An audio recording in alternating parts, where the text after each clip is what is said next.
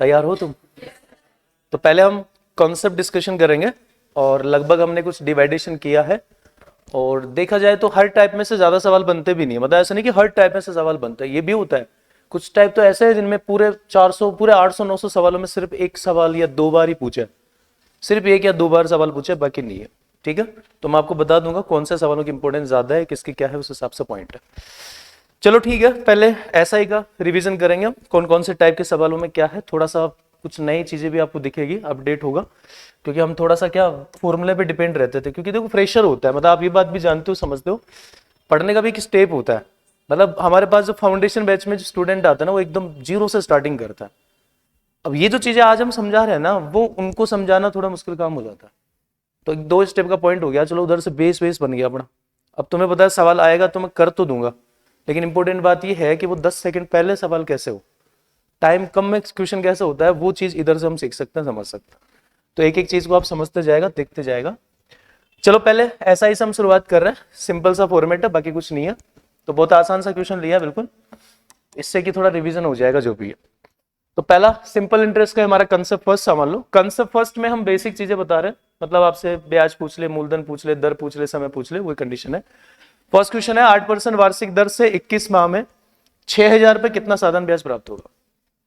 तो ये मूलधन P है, ये दर R है और ये समय T है, और आपसे ब्याज पूछ रहा है। समय T जो है 21 महीने है, तो 21/12 ऐसा कुछ होता है। तो मेरे हिसाब से पॉइंट ये सिंपल है, ज्यादा ना सोचते हुए कि इसको इससे गुणा करे, ऐसा कुछ नहीं करे। मूलधन, दर और समय तीनों को मल्टीप्लाई कर दो, बस ब्याज हो जाएगा।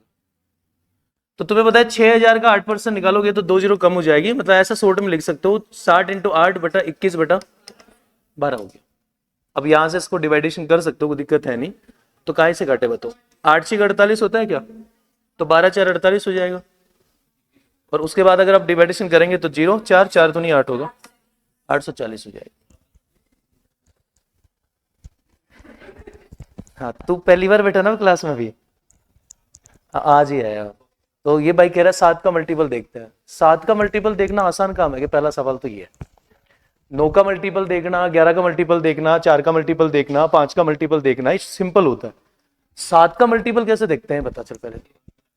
7 का भाग नहीं पूछ रहा हूं, मैं भी समझा रहा हूं आपको ना। अब मैं पता नहीं क्यों ऐसा समझाता हूँ, जैसे डांट रहा हूँ समझा रहा हूँ। थोड़ा थोड़ा प्यार से समझाते रुको भाई। हाँ, पानी पानी पी लो एक बार, हालत मेरी थोड़ी खराब है, दिमाग अंदर सो रहा है, ऐसे हालत पूछे मत भाई। तुम्हें क्या लगता है कब तक चला होगा हमारा दंगल, सोचो और अनुमान लगाओ एक बार पहले। हमारी वाली मैराथन कब खत्म हुई होगी? 5:13 पे खत्म हुई थी, रात को 9 बजे से लेके 5:13। ठीक है, कल का मेरा रूटीन ये था। हाँ जी, ना एक सिंगल जगह पोजीशन अगर हो जाती तो हिलना पता ही नहीं चलता यार, मतलब हकीकत बात है। मतलब मैं एक बात ऐसा है कि मेरा इतना स्टेमिना है, मैं एक सेम पोजीशन में 20 घंटे तक लगातार वर्क कर सकता हूं, कोई दिक्कत नहीं। पहला तो एक चैलेंज इस बात का होता है कि भाई जब तक काम खत्म नहीं होगा तब तक छोड़ेंगे नहीं, थोड़ा अलग एटीट्यूड अपना भाई। एक बार डिसाइड, मतलब डिसाइड, चाहे उसके बाद कुछ भी हो चाहे कुछ भी ना हो, फिर नहीं होगा फिर, क्योंकि एक बार इधर बस फिक्स हो गया, वो पासवर्ड की तरफ फिट हो गया, लाइन खिंच गई, तो बस अब वही होगा, जब मैं खुद भी चाहूं तो भी बदल नहीं सकता, उसको कतई पॉसिबल नहीं है वो चीज है। ठीक है, तो हाँ हम बात कर रहे थे 7 के मल्टीपल की। तो एक तो क्या 7 का मल्टीपल चेक नहीं करते, 7 का भाग देना पड़ता है ना भाई, समझ रहे हो ना बात को, 7 का भाग देना होता है। दूसरी बात, जब इतना इजी कैलकुलेशन हो ना, तो कभी भी ऑप्शन के अकॉर्डिंग मल्टीपल चेक मत करो, गेम है पूरा। हमेशा ऑप्शन का यूज होने का चांस ज्यादातर तभी रहेगा जब कैलकुलेशन भयंकर होगी, नहीं तो ज्यादातर ऐसे नॉर्मल कैलकुलेशन में तो आपको 7 का मल्टीपल 2 ऑप्शन में जरूर टिकाएगा, वो चीज है। मतलब यहाँ जब तुम्हारा लेवल खत्म हो जाए कि यार अब तो गुणा होना मुश्किल ही काम है, तब ऐसा रास्ता पकड़ना है, हर जगह नहीं करना अपने को जो भी है। ठीक है, तो पॉइंट सिंपल है, मतलब मूलधन दर और समय को गुणा करो, समय अगर महीने में तो 21/12 का भाग दे देंगे, बस वही पॉइंट है। चलो एक तो ये पॉइंट सिंपल सा। एक ये वाली चीज काफी इंपॉर्टेंट होती है, हालांकि ज्यादा क्वेश्चन थे नहीं, मतलब जगह पूरे सफर में 800-900 क्वेश्चन अगर थे, तो 800-900 में से ज्यादा 3 से 4 सवालों में ऐसा हुआ। तो कौन सा सवाल है? डेट वाला सवाल है।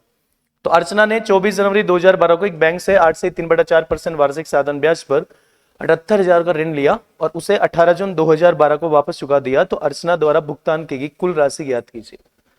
ठीक है भाई, तो आपको पता है इस क्वेश्चन में डेट वाइज प्रोसेस होता है, तो हमें डेज काउंट करने पड़ते हैं कि 24 जनवरी 2012 से लेकर 18 जून 2012 तक का कितने दिन होंगे। दूसरी बात, आपको 78,000 मूलधन देके आपसे क्या पूछ रहे हैं, मिश्रधन पूछ रहे हैं। मिश्रधन डायरेक्ट निकाल सकते हो अगर आप दर और समय को मल्टीप्लाई करके ब्याज का परसेंटेज बनाओ तो पहले सबसे पहले हम ये देखेंगे, मतलब सबसे पहले हम डेज काउंट करेंगे।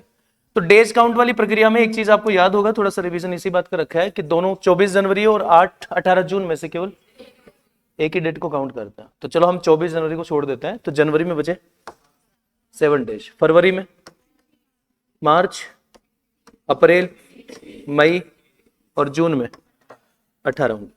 सबका टोटल या तो 73 आएगा या 146 आएगा या 219 दिन आएगा, ये फिक्स होता है। 1/5, 2/5, 3/5, मोस्ट ऑफ क्वेश्चन में वही चीज है। तो चलो 1, 2, 3, 4, 120 हो गया, और 120 के बाद में आप 18, 19, 20 और 6, 26, और 120 और 26 146 दिन हो गया। तो टोटल जो डेज हुआ है वो 146 हुआ है, और 146 डेज का मतलब होता है 2/5 वर्ष। तो मतलब इतने छोटे बच्चे की तरह कैलकुलेशन अब नहीं करनी अपने को, 3-4 नंबर दिमाग में फिट रखने हैं, 73, 146, 219 दिन, 1/5, 2/5, 3/5। तो इसका मतलब हो गया 2/5 भाग हो गया। अब तो आपके पास दो तरीके हैं, पहले या तो ब्याज निकाल लो, पहले तो या तो ब्याज निकाल लो और फिर ब्याज को मूलधन में जोड़ दो, या फिर एक काम करो आप रेशियो बना लो।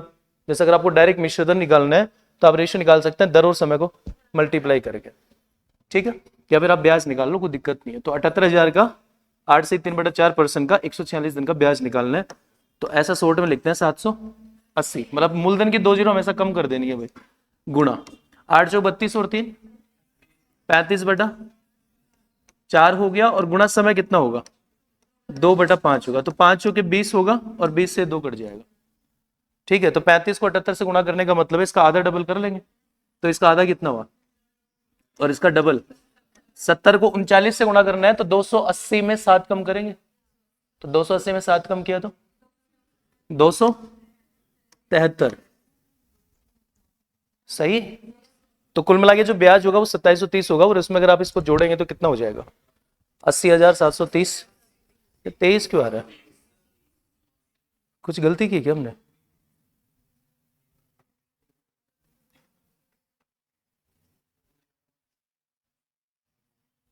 जीरो तो आएगा 780 का 8 चौक 32 और 3 35/4 परसेंटेज के हिसाब से 146 दिन 2/5 है, 5 चौके 20 होता है, 102 कटा, 35 का डबल 70, 39,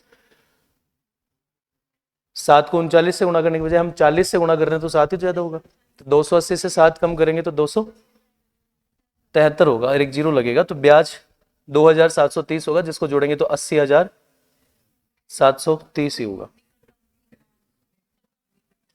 निकटतम पूर्णांक, ये निकटतम होता है, हद हो गई यार। चलो ठीक है, तो ऑप्शन का कुछ कंफ्यूजन होगा, वही चीज है, मतलब गलती कभी कभी उससे भी हो जाती है। ठीक है, कर लोगे, ओके।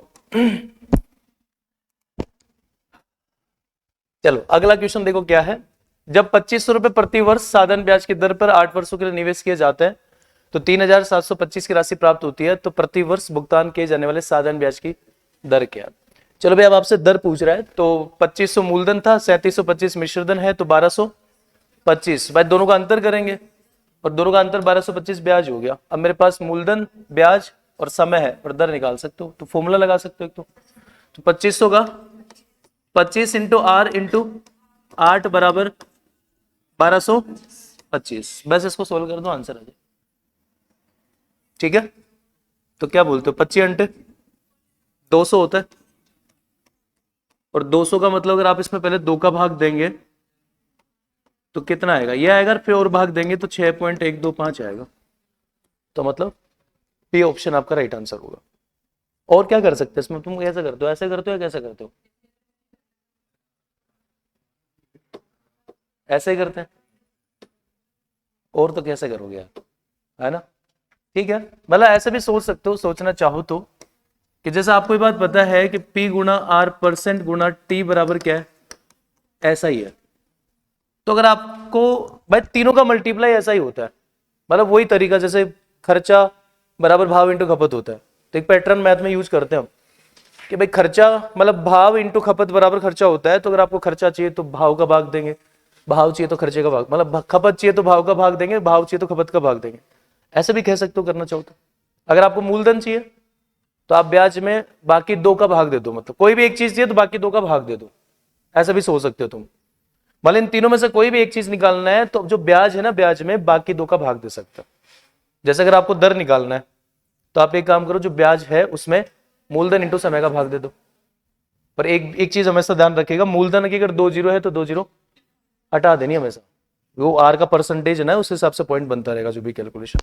ऐसा भी कर सकते हो करना चाहो तो कुछ, मतलब जैसे मैं इस सवाल में सोचूं तो मैं डायरेक्ट कर दूंगा कि 1225 ब्याज है और मूलधन 2500 और दर समय कितना है 8 है, तो इसकी 2 जीरो तो कट जाएगी और आप 25 इंटू 8 का भाग दे सकते हो, तो ये बराबर बराबर वाला ये आर लिखने का जो प्रोसेस है वो कम हो सकता है। तो कोई भी एक का मान चाहिए तो बाकी दो का भाग दे सकते हैं। जैसे अगर आपको यहां से दर निकालनी है तो आप क्या कर सकते हैं, 1225 जो ब्याज है, लिखना नहीं है दर, तो 1225 ब्याज में आप 25 इंटू 8 का भाग दे सकते हैं। तो कोई भी एक का मान निकालना है तो बाकी दो का डिवाइड कर सकते हो, ऐसे भी कर सकते हो करना चाहो तो, बाकी ये भी ठीक है, इससे भी हो जाएगा भाई। ठीक है भाई, जैसे नेक्स्ट क्वेश्चन हम देख लेते हैं। 2400 की राशि पे 2 वर्ष 4 माह में 378 ब्याज मिलता है, तो प्रतिवर्ष ब्याज की दर क्या है। तो मैं तो ऐसा करूंगा सवाल को कि 378 ब्याज है और 2400 मूलधन और ये समय है, तो मैं इसमें भाग दे दूंगा 24 इंटू 2 से 1/4 है, ये 2 से 1/4 और 2 से 1/4 का मतलब होगा 2 से 1/3। सही बात है, आज ऐसा होगा जरूर, आज ऐसा होता रहेगा थोड़ा थोड़ा ना। तो 2 से 1/3 है, 3 दूनी 6 और 1 7/3 का भाग दे दो, आंसर आ जाएगा। मतलब अगर आपको दर चाहिए तो ब्याज में मूलधन इंटू समय का भाग दे दो, बाकी दो का भाग दे दो, कोई भी एक चीज तो बाकी दो का भाग दे सकते हो, तो उस हिसाब से कैलकुलेशन कर सकते हो कितना होगा ये। और 8 7 56, पूरा पूरा तो जाएगा नहीं, 7 का जाएगा क्या उसमें, तो 7 का जा रहा है, 7 पंजे 35, 7 चौक 28 और किसका 27 आ रहा है, 27 में 4 का भाग देंगे तो कितना आएगा, 4 6 24 होगा और 3 बचेगा, मतलब 0.75 आएगा। सही, तो ऐसा भी कर सकते हो या फिर आप सिंपल भाषा में लिख सकते हो भाई, 24 इंटू आर इंटू 2 से 1/3 वही कितना आएगा और बराबर में 378, ऐसा लिख के करो, चाहे उस तरह से करो, बात एक ही। मतलब मैंने ये सवाल इसलिए लिया ताकि अपडेट करना चाहो तो कर सकते हो कि भाई कोई भी एक चीज निकालनी है तो बाकी दो का गुणा करके भाग दे दो, वही कंडीशन है। चलो ठीक है, नॉर्मल बेसिक सवाल थे। अब हम चलते हैं साधारण ब्याज के कंसेप्ट नंबर 2 पे चलते हैं। कंसेप्ट नंबर 2 में हम वो क्वेश्चन करवाएंगे जिनमें साधारण ब्याज और मूलधन मिश्रधन का अमाउंट देने के बजाय रेशियो देता है।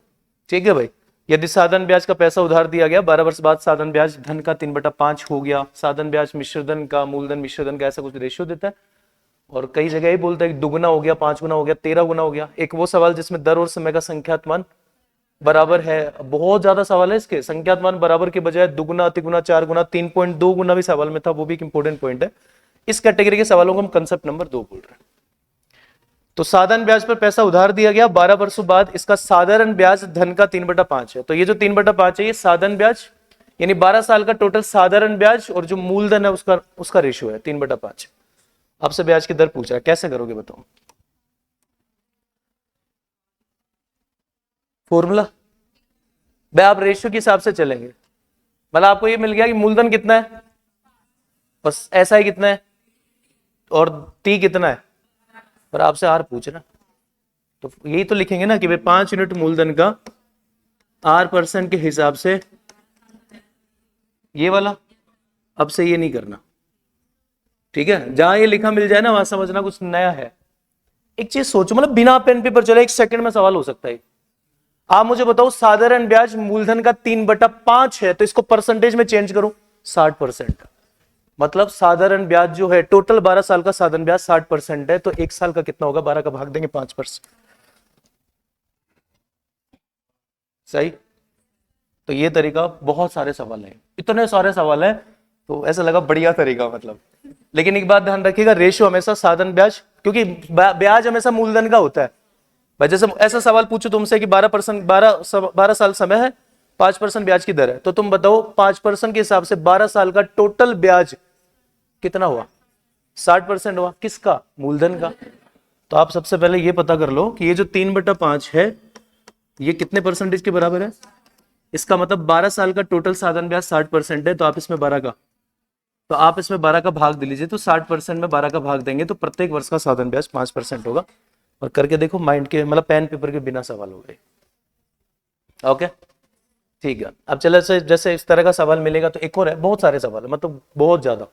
जैसे ये भी एक सवाल है, बट ध्यान से समझना आपको, है ना, क्योंकि साधारण ब्याज, हमें ब्याज का परसेंटेज चाहिए। तो ये क्या बोल रहा है, साधारण ब्याज की निश्चित दर पर कोई राशि 2 वर्ष में स्वयं की 8/7 गुनी हो गई। तो ये ब्याज थोड़ी हुआ, ब्याज नहीं हुआ। मतलब कि 8 मिश्रधन है, 7 मूलधन है, तो ब्याज कितना हुआ?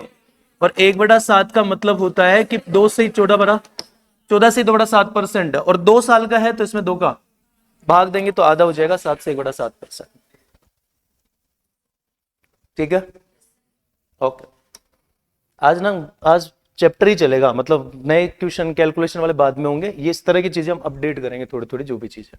अब जैसे ये भी सवाल देखो तुम, साधन ब्याज की राशि किस दर पर कोई राशि 12 वर्षों में स्वयं की 4 गुना होगी। एक बात बताओ तुम मुझे यार, अगर कोई राशि 4 गुना हो रही है तो क्या मैं कह सकता हूं वो 300% बढ़ रही है? मतलब 300% बढ़ रही है, इसका मतलब 12 साल का ब्याज 300% है, तो आप 12 का भाग दे दो, दर होगी 25%। सही।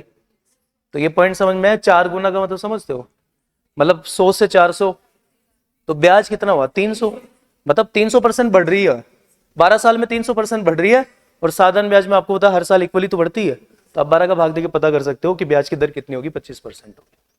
सही। जो क्लास में नहीं होगी ना, बाद में पूछते हैं मेरे को भेज के, सर ये क्या क्या क्या किया है, इनको बताओ तो सही बात। जैसा अगला सवाल है, 8% वार्षिक ब्याज की दर से कितने समय में राशि स्वयं की 3 गुना होगी? तो ब्याज 200% होगा 8 साल का, तो 1 साल का कितना होगा? अच्छा, समझो, अब की बार उल्टा सवाल है। मतलब ये क्या पूछ रहा है, 8% के हिसाब से पूछ रहा है। तो मुझे एक बात बताओ, टोटल ब्याज कितना है और हर साल का? तो अगर हर साल का 8% होगा तो 200% कितने साल का होगा भाई? तो उस हिसाब से भी निकाल सकते हैं हम कि 200% ब्याज जो है, हर साल का 8% ब्याज होगा, तो 200% ब्याज कितने साल का होगा? 25 साल का। क्योंकि मेरे भाई एक चीज आप जानते हैं, एसआई का जो परसेंटेज होता है वो बराबर होता है दर इंटू समय। तो मतलब यार ये अल्टरनेट हुई इसका मतलब कि अगर आप टोटल ब्याज में दर का भाग देंगे तो समय आ जाएगा, अगर समय का भाग देंगे तो दर आ जाएगा। अगर 12 साल का ब्याज 36% है तो हर साल का 3% होगा, या फिर 12% के हिसाब से टोटल ब्याज 36% है तो समय 3 साल होगा। ये पॉइंट आप जानते हैं, अल्टरनेट पॉइंट है। ठीक है, ओके। चलो जैसे अगला सवाल है, साधन ब्याज पर एक राशि 8 वर्ष में दुगनी हो जाती है तो समान दर पर 25,000 रुपए की राशि कितने वर्षों में 1 लाख होगी? थोड़ा अपडेट या मॉडरेट सवाल था। पहली बात तो इसको देखो कि 8 वर्ष में दुगनी हो गई, तो 8 वर्ष में दुगनी हो गई, इसका मतलब ये हुआ कि 100% बढ़ी, और 8 साल में बढ़ी, तो जो ब्याज की दर होगी वो 12.5% होगी, मतलब कि 1/8 भाग होगी। ठीक है भाई। अब क्वेश्चन में समझने की बात यह है कि 25,000 की राशि कितने वर्षों में 1 लाख होगी। मतलब इसको ऐसे क्यों करते हो यार, ये तो ज्यादा हो गया। अब ऐसा ही सोच सकते हो कि 25,000 की राशि 1 लाख हो गई तो कितना गुना होगी? 4 गुना हो गई। मतलब ऐसे सोच सकते हैं 4 गुना हो गई, सही बात है। तो सीधा ही सोच लो ना, कितना गुना हो गई? 4 गुना हो गई। अब बताओ 8 साल में 2 गुना हुई तो कितने साल में 4 गुना होगी? तो ब्याज देखते हैं, ब्याज एक और, तो ब्याज अगर 3 गुना हो रहा है तो समय भी 3 गुना हो गया। ये ज्यादा ठीक तरीका रहेगा, सही बात है। हालांकि इसके अलग कैटेगरी के टाइप के सवाल हैं, वो हम बाद में देखेंगे, बाकी ये ठीक रहेगा। 25,000 से 1 लाख पे जा रहे हो, इसका मतलब राशि आपकी 4 गुना हो रही है। तो अगर 2 गुना हो रही है 8 साल में तो 4 गुना, अच्छा ये मत कर देना 4 गुना में 16 मत कर देना तुम, ये बात अच्छे से क्लियर रखना। साधारण ब्याज में 8 साल में राशि अगर 2 गुना हो रही है तो 4 गुना कितने साल में होगी? तो डबल हो रहा है तो डबल मत करना, क्योंकि ये मिश्रधन है। और अगर समय डबल होता है तो मिश्रधन कभी डबल नहीं होता, ब्याज डबल होता है। तो पहले क्या निकालते हैं हम? ब्याज निकालते हैं। अगर 2 गुना हो रही है तो ब्याज 4 गुना हो रही है तो हाँ, अब हम देख सकते हैं आपका ब्याज 3 गुना हो रहा है तो आपका समय भी 3 गुना होगा। वही कॉन्सेप्ट बाद में समझाएंगे हम कि ये समय ही 3 गुना क्यों, दर भी तो हो सकता था, ऐसा ऐसा कुछ जो भी है। चलो ठीक है, अगले सवाल पे आओ। अब हम वो क्वेश्चन कर रहे हैं जिनमें दर और समय का संख्यात मान बराबर हो। जैसे एक राशि पर प्राप्त किया गया साधन ब्याज उस राशि का 25/36 है, वर्षों की संख्या ब्याज की वार्षिक दर के बराबर है, तो ब्याज की वार्षिक दर क्या है? बेसिक तो आप जानते ही हो, मतलब कि आर इंटू टी सेम रहेगा, यानी आर बराबर टी है और उस कंडीशन के अकॉर्डिंग सवाल है। या तो आप ऐसा समझ सकते हो कि मूलधन 36 यूनिट है, ब्याज कितना है, तो आपको पता है कि ऐसा समझ सकते हो बात को कि आर गुना टी बराबर क्या आएगा भाई, 25/36 गुना 100 आएगा, ऐसा रहेगा। सही बात। अब तुम बताओ आर और टी बराबर है तो टी की जगह आर रखेंगे तो ये आर स्क्वायर हो जाएगा, और आर स्क्वायर हो जाएगा तो ये 5/6 इंटू 10 हो जाएगा दर का वैल्यू। तो कितना हुआ, 25/3 का मतलब 8.33 हो जाएगा। मतलब वही बात है, मतलब आप लिखना चाहो लिख सकते हो, मतलब जैसे 36 यूनिट मूलधन का R% के हिसाब से टी वर्ष का जो ब्याज है वो कितना है, 25। ठीक है, तो मैं इसको आर को क्या, टी को क्या लिख सकता हूँ, आर लिख सकता हूँ, और ये क्या बन जाएगा भाई, यानी आर स्क्वायर बराबर वही जाएगा किधर, 25/36 गुणा 100 हो गया, वो कंडीशन। और यहां से आप इसका रूट निकालेंगे तो आर बराबर 5/6 इंटू 10 होगा, 50/6 का मतलब होता है 100/12, और 100/12 का मतलब 8.33 होता है। और तो इसमें क्या ही हो सकता है, मतलब ठीक है, मतलब बाकी बस दिमाग में सोच सकते हो कि मूलधन इंटू दर इंटू समय बराबर ऐसा ही होता है। तो अपने को दर या समय निकालना होता है, तो हम इधर दो का भाग तो दे नहीं सकते क्योंकि आपके पास दर भी नहीं है समय भी नहीं है, तो यहाँ पे आर गुना टी रहेगा, तो इधर तो आर गुना टी रह जाएगा। मतलब ऐसा समझ लो आप, इधर मतलब ऐसा फॉर्मेट बनाना चाहो तो बना सकते हो कि इधर तो हमें आर गुना टी रहेगा और इधर क्या होगा, एस आई बटा मूलधन इंटू एंडेड हमेशा फिक्स रहेगा। फिर आप इधर पुटअप करके आंसर निकाल सकते हो कि थोड़ा शॉर्ट करना चाहो तो इस प्रक्रिया के बजाय।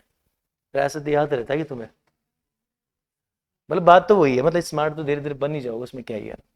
तो ये पैटर्न लगा सकते हो इन सवालों में जो वर्षों की संख्या और ब्याज की वार्षिक दर की बराबर की बात करें, तो इधर आर गुना टी बराबर में ब्याज में मूलधन का भाग देके 100 से गुणा कर देंगे, क्योंकि इधर क्या था, पी गुना आर बटा 100 गुना टी बराबर ऐसा ही, तो मुझे इधर आर गुना टी रखना है, तो जो पी बटा 100 है उसको उधर भेजेंगे तो 100/p बन जाएगा, वो कंडीशन लगा सकते हो आप।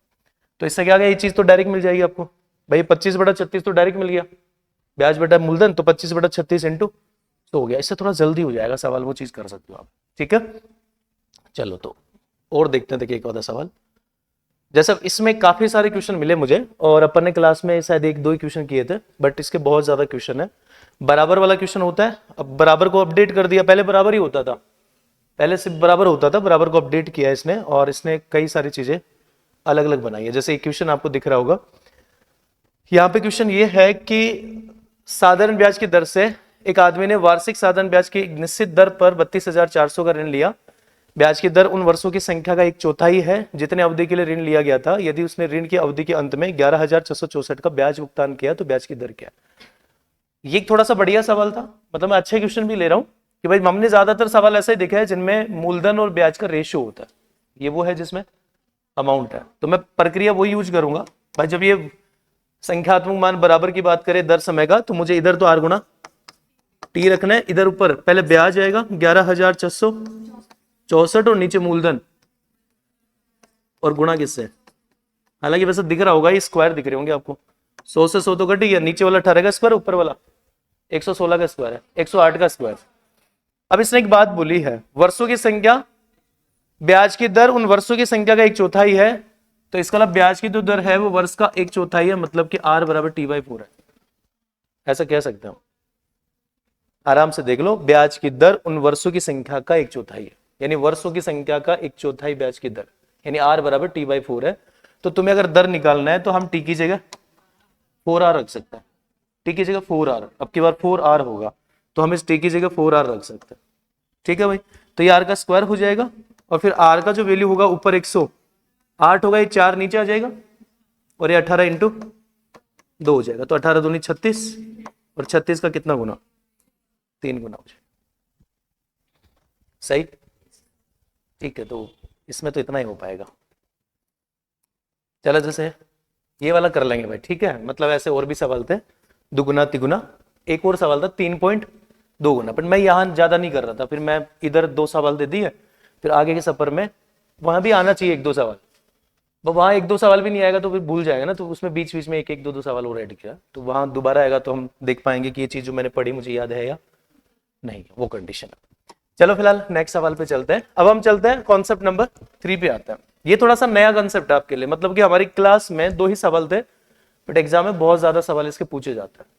इसको कॉन्सेप्ट मैं आपको पहले समझा देता हूं। देखो एक छोटी सी बात होती है यहाँ पे, आपको ये बात पता है कि जो एसआई होता है वो मूलधन, समय, दर और समय तीनों की मल्टीप्लाई के बराबर होता है। तो इसको हम रेशियो की भाषा में क्या बोलेंगे?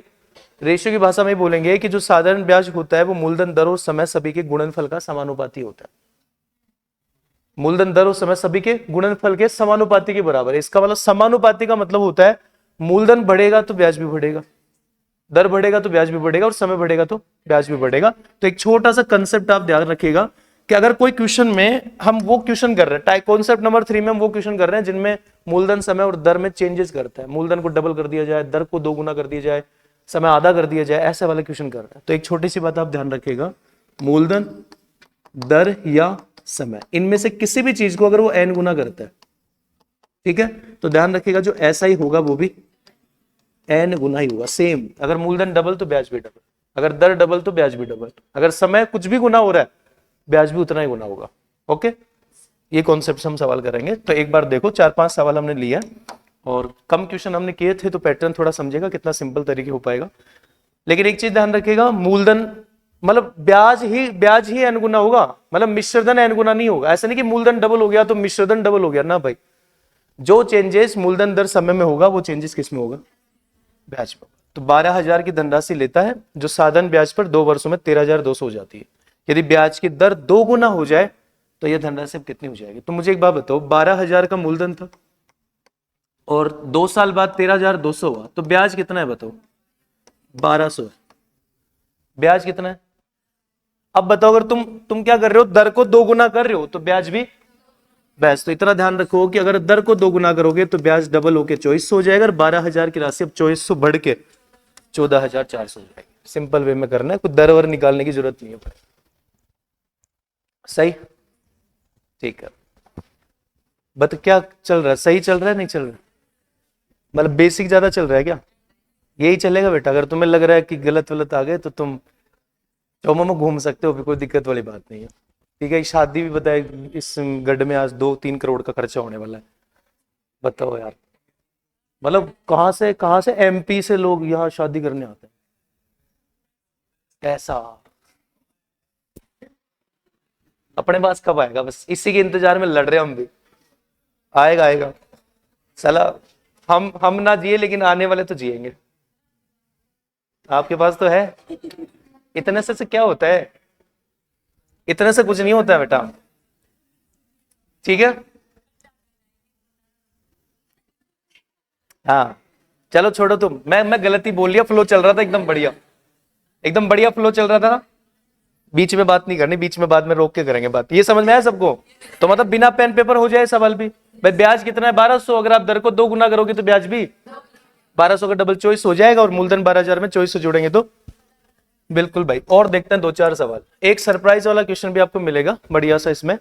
अगला क्वेश्चन ये है कि साधारण ब्याज पर 4 साल में 4,000 की राशि इतनी हो गई, यदि ब्याज दर स्वयं का 1.5 गुना हो जाए तो 4 वर्ष बाद राशि कितनी हो जाएगी? तो बताओ ब्याज बताओ पहले तो कितना है?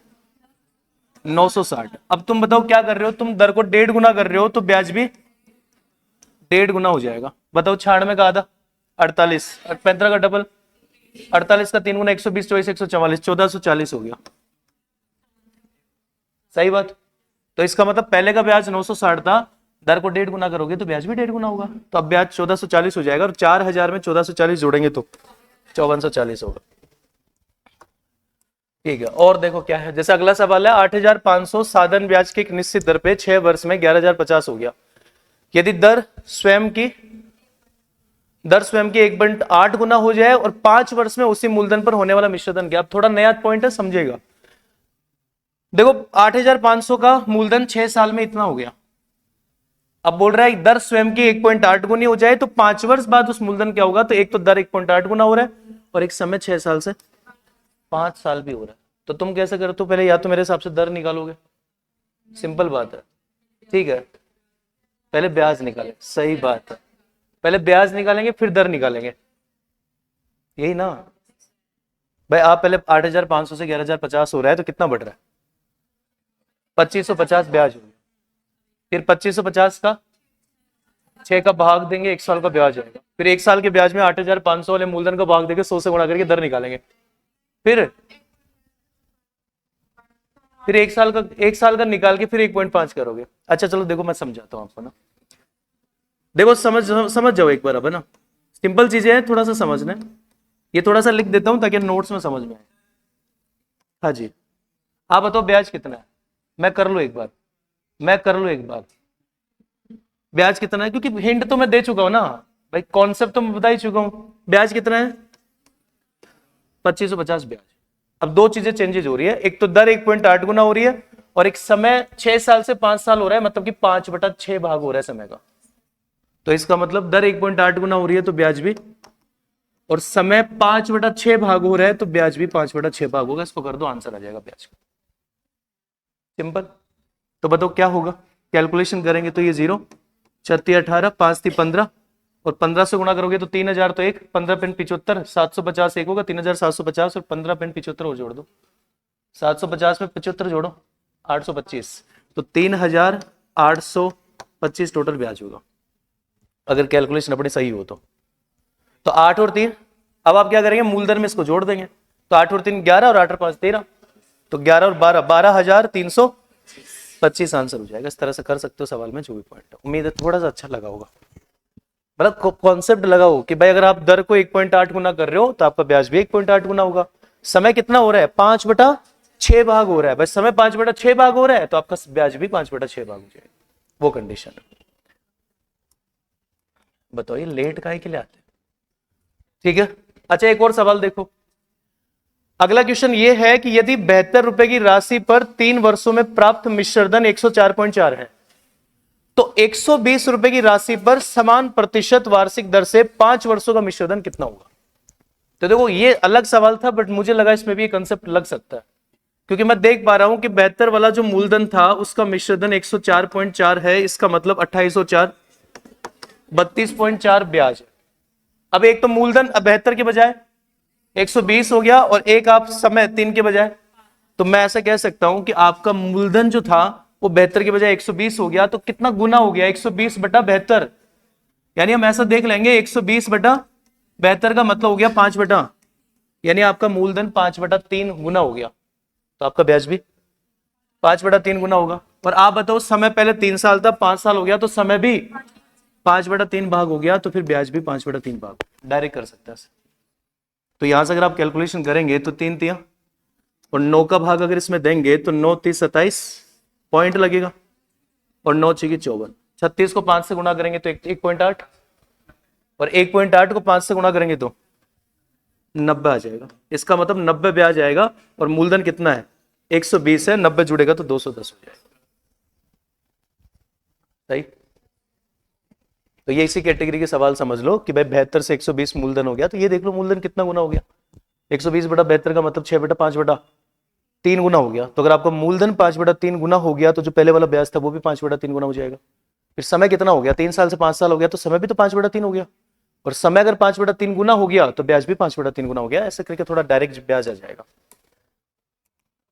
चलो जैसे अगला सवाल देखो क्या है, साधारण ब्याज पर 6400 की राशि 3 साल में इतनी हो गई, यदि उसी दर पर 5 वर्ष में कितनी हो जाएगी? देखो कितना सिंपल सवाल है, पहले हम ब्याज निकाल लेंगे यहां से। आप बताओ ब्याज कितना होगा भाई? ठीक है, तो 1920 ब्याज होगा। अब पहले का ब्याज 1920 है, तो एक तो देखो मूलधन 6400 से 72 हो गया, इसका मतलब आप देखो मूलधन कितना गुना हो गया, तो 7200/6400, 72/64 किसका भाग जाएगा, 8 नाम 72, 8 × 64, मतलब कि 9/8 गुना हो गया आपका मूलधन। तो अगर मूलधन 9/8 गुना हो रहा है तो आपका ब्याज भी 9/8 गुना होगा। और एक समय 3 साल से 5 साल हो रहा है, तो समय 5/3 हो रहा है, तो 3 3 9 तो ये कट जाएगा, 8 का भाग इसमें पूरा पूरा जाहिर है कितना होगा, और 240 का 5 गुना 1200, और 1200 का 3 गुना 3600, और 3600 अगर ब्याज होगा और मूलधन 6400 है तो कितना हो जाएगा, 10,000 आपका अमाउंट हो जाएगा। सही, बोलो कुछ तो बोलते रहो मतलब यार, तुम तो उबासी ले रहे हो, कोई नींद ले रहा है, कोई क्या कर रहा है, कोई क्या नहीं कर रहा है, गलत है। अच्छा 7200 में ऐड होगा, सही बात है, ऑप्शन 10,000 भी था।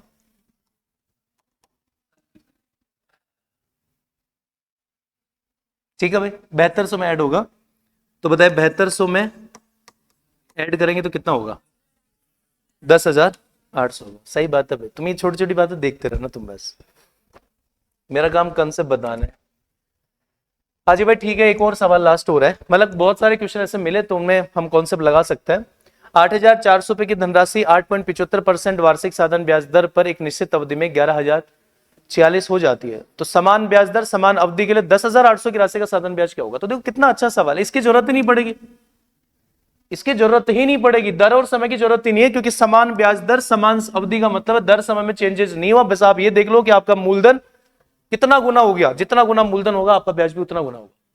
तो आप बताओ 8,400 से 11,046 रुपए मिश्र धन है, तो ब्याज कितना वो निकालना होगा।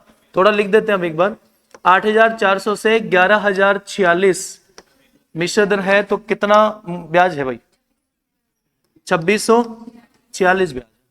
अब आप बताओ आपका 8,400 से 10,800 हो गया, तो अब ये देखो मूलधन कितना गुना हो गया। तो एक 10,800 मतलब 108 में 84 का भाग देंगे, 12 नाम 108, 12 संते 84, इसका मतलब ये हुआ कि आपका मूलधन 9/7 गुना हो गया। अगर मूलधन 9/7 गुना हो रहा है तो ब्याज भी 9/7 गुना होगा, और यहां से 7 से डिवाइड कर सकते हैं उसको, 7 × 21 बचा कितना, तो 7 × 7 = 49 और 7 × 8 = 56 हो गया, और 9 × 72, इकाई अंक 2 का एक ही ऑप्शन है वैसे तो, सर ब्याज ही तो पूछ रहे, तो इकाई अंक का एक ही ऑप्शन है 3402, ये आंसर हो जाएगा। और अपन थोड़ा सोच सकते थे कि यार दर का भी यूज करते, फॉर्मूला लगाते, ऐसा कुछ करते, वो कंसेप्ट आप समझ सकते हैं। ओके भाई ठीक है, तो फिलहाल और भी है इसमें। अब जैसे ये हो गया, अब चलो पैटर्न चल रहा है कि भाई जितना गुना मूलधन दर या समय जितना गुना होगा ब्याज भी उतना गुना होगा। तो जैसे ये वाला कैटेगरी का जो टाइप है वो भी इसी में शामिल करेंगे हम। एक निश्चित राशि साधारण ब्याज दर से 5 वर्ष में 4 गुना, तो उसी साधारण ब्याज दर से वह राशि 15 वर्ष में कितना गुना होगा। तो समय कितना हो रहा है, 3 गुना हो रहा है, वही तो पैटर्न है भाई। आप बताओ उसी साधारण ब्याज दर से 15 वर्षों में वही राशि, इसका मतलब है दर और मूलधन में कोई चेंजेस है नहीं। अगर आपका समय 3 गुना हो रहा है तो ब्याज भी, तो वही पैटर्न हम लगा सकते हैं। अगर कोई राशि 5 साल में 4 गुना हो रही है तो ब्याज, तो आप जानते हैं समय 3 गुना हो रहा है तो ब्याज 3 गुना होगा और राशि 10 गुना होगी।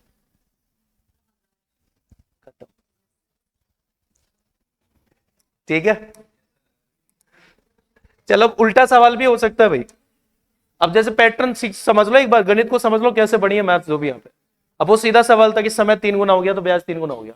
उल्टा सवाल भी हो सकता है ब्याज खुद दे दे आपको, तो उल्टा भी तो कह सकते हैं अगर आपका ब्याज डबल हो रहा है, मान लो अगर आपका ब्याज डबल हो रहा है इसका मतलब, अगर आपका ब्याज डबल हो रहा है इसका मतलब मूलधन दर या समय में से कोई एक चीज डबल हो रही है। समझ रहे हो भाई, अगर मूलधन दर समय डबल होता है, कोई भी एक चीज डबल होती है तो ब्याज डबल होता है। तो यहां उल्टा मिलेगा आपको, ब्याज मिलेगा, पहले का ब्याज बाद का ब्याज मिलेगा। आप देखेंगे ब्याज कितना गुना हो रहा है, तो ब्याज जितना गुना हो रहा है मूलधन दर या समय में से कोई एक चीज उतना ही गुना हो रही होगी, वो पैटर्न इसमें लगाएंगे। तो क्या सवाल एक बार देखेगा, साधारण ब्याज पर निवेशित राशि 12 वर्ष में 4 गुनी हो गई, तो बताओ 12 वर्ष में 4 गुनी होगी तो ब्याज आपसे पूछ रहा है 10 गुना कितने साल में होगी, तो 10 गुना का मतलब ब्याज 9 यूनिट है। अब मुझे बताओ ब्याज कितना गुना है। अगर आपका ब्याज 3 गुना हो रहा है तो या तो मूलधन 3 गुना हो रहा होगा, या दर या समय, लैंग्वेज खुद बोल रहा है समान दर पर वही राशि। इसका मतलब दर में तो कोई चेंजेस है नहीं, मूलधन में कोई चेंजेस है नहीं, चेंजेस किसमें है, समय में है। तो अगर आपका ब्याज 3 गुना हो रहा है तो आपका समय भी 3 गुना होगा। यही सवाल का राइट आंसर चाहिए ना। ओके चलो एक और सवाल देखो एक बार। अब देखो एक ही सवाल बताया, टाइम वेस्ट नहीं कर रहा आपका, बहुत इंपॉर्टेंट सीधी सी बात है, समय का सवाल है। अब इस सवाल के पैटर्न पे ध्यान दीजिएगा। हालांकि सबसे ज्यादा क्वेश्चन यही बनता है, मतलब समय का ही क्वेश्चन होता है, 12 साल में इतना गुना तो कितने साल में 10 गुना, यही होता है। लेकिन पैटर्न तो ऐसा है ना कि भाई अगर आपका ब्याज 3 गुना हो रहा है तो या तो मूलधन या दर या समय में से कोई एक चीज 3 गुना हो रही होगी। अब इसने बोला यार समान दर समान मूलधन, मतलब मूलधन और दर में कोई चेंजेस नहीं है तो समय में चेंजेस है, समय 3 गुना हो रहा है। कल को ऐसे भी तो बोल सकता है समान राशि समान समय में कितनी दर से कितना गुना होगी, तो मतलब वो दो चीज को फिक्स करके किसी एक चीज को चेंज करेगा। वो चाहे तो समय हो सकता है, चाहे दर हो सकता है, चाहे मूलधन हो सकता है। हालांकि मूलधन वाला सवाल तो अभी तक बना ही नहीं, बन तो सकता है। सबसे ज्यादा समय का सवाल, और 1 या 2 बार मुझे सवाल मिला किसका, दर का। जैसे अगला क्वेश्चन दर का क्वेश्चन है, जैसे अगला क्वेश्चन दर का है कि भाई एक निश्चित समयावधि में एक राशि 5% वार्षिक साधन ब्याज की दर से स्वयं की 2 गुनी हो जाती है। यदि उतनी ही राशि उतनी ही अवधि में स्वयं की 5 गुना होती है तो दर क्या होगी। तो आप बताओ, कोई राशि जो है 5% के हिसाब से 2 गुना हो गई तो ब्याज कितना हुआ। तो आपसे पूछ रहा है कितनी दर के हिसाब से वो राशि उतने समय में 5 गुना होगी तो ब्याज कितना है। तो भाई ब्याज कितना गुना होगा, तो मूलधन दर समय से कोई एक चीज 4 गुना हो रही होगी, लेकिन इसने खुद बोला उतनी राशि उतनी अवधि में, मतलब मूलधन और समय में कोई चेंजेस नहीं है, तो चेंजेस किस में है। अगर आपका ब्याज 4 गुना हो रहा है तो आपकी दर भी 4 गुना होगी। यही सवाल, तो ये सवाल 1-2 बार ही पूछा गया, तीसरा तो बना ही नहीं अभी। तुम्हारी कैटेगरी तो समझ में आ गई, सवाल बनाने का तरीका क्या, तो तीसरा तो अभी बना ही नहीं है। तीसरा है मूलधन का, बन सकता है, क्या दिक्कत है। जैसे कल को ऐसा क्वेश्चन आ जाए अपडेट हो गया कि एक निश्चित समयावधि में 8,000 रुपए की राशि, ऐसे ऐसे दे देता है, एक निश्चित समयावधि में 8,000 रुपए की राशि साधारण ब्याज की दर से स्वयं की 2 गुनी हो गई। यदि उतनी ही दर, यहां दर दे देते हैं, यदि उतनी ही दर और उतनी ही अवधि में स्वयं की 5 गुनी हो जाती है तो बताओ राशि क्या। एक सवाल बन गया, तो क्वेश्चन बन गया एक निश्चित समयावधि में 8,000 रुपए की राशि साधन ब्याज की दर से स्वयं की 2 गुनी हो गई, तो यदि उतनी ही दर से उतनी ही अवधि में स्वयं की 5 गुना होना हो तो वो राशि क्या होगी। तो अब की बार दर और समय में कोई चेंजेस नहीं है, मतलब चेंजेस मूलधन में। अगर आपका ब्याज 4 गुना हो रहा है तो आपका मूलधन 4 गुना हो रहा होगा, 8,000 का 4 गुना होके 32,000।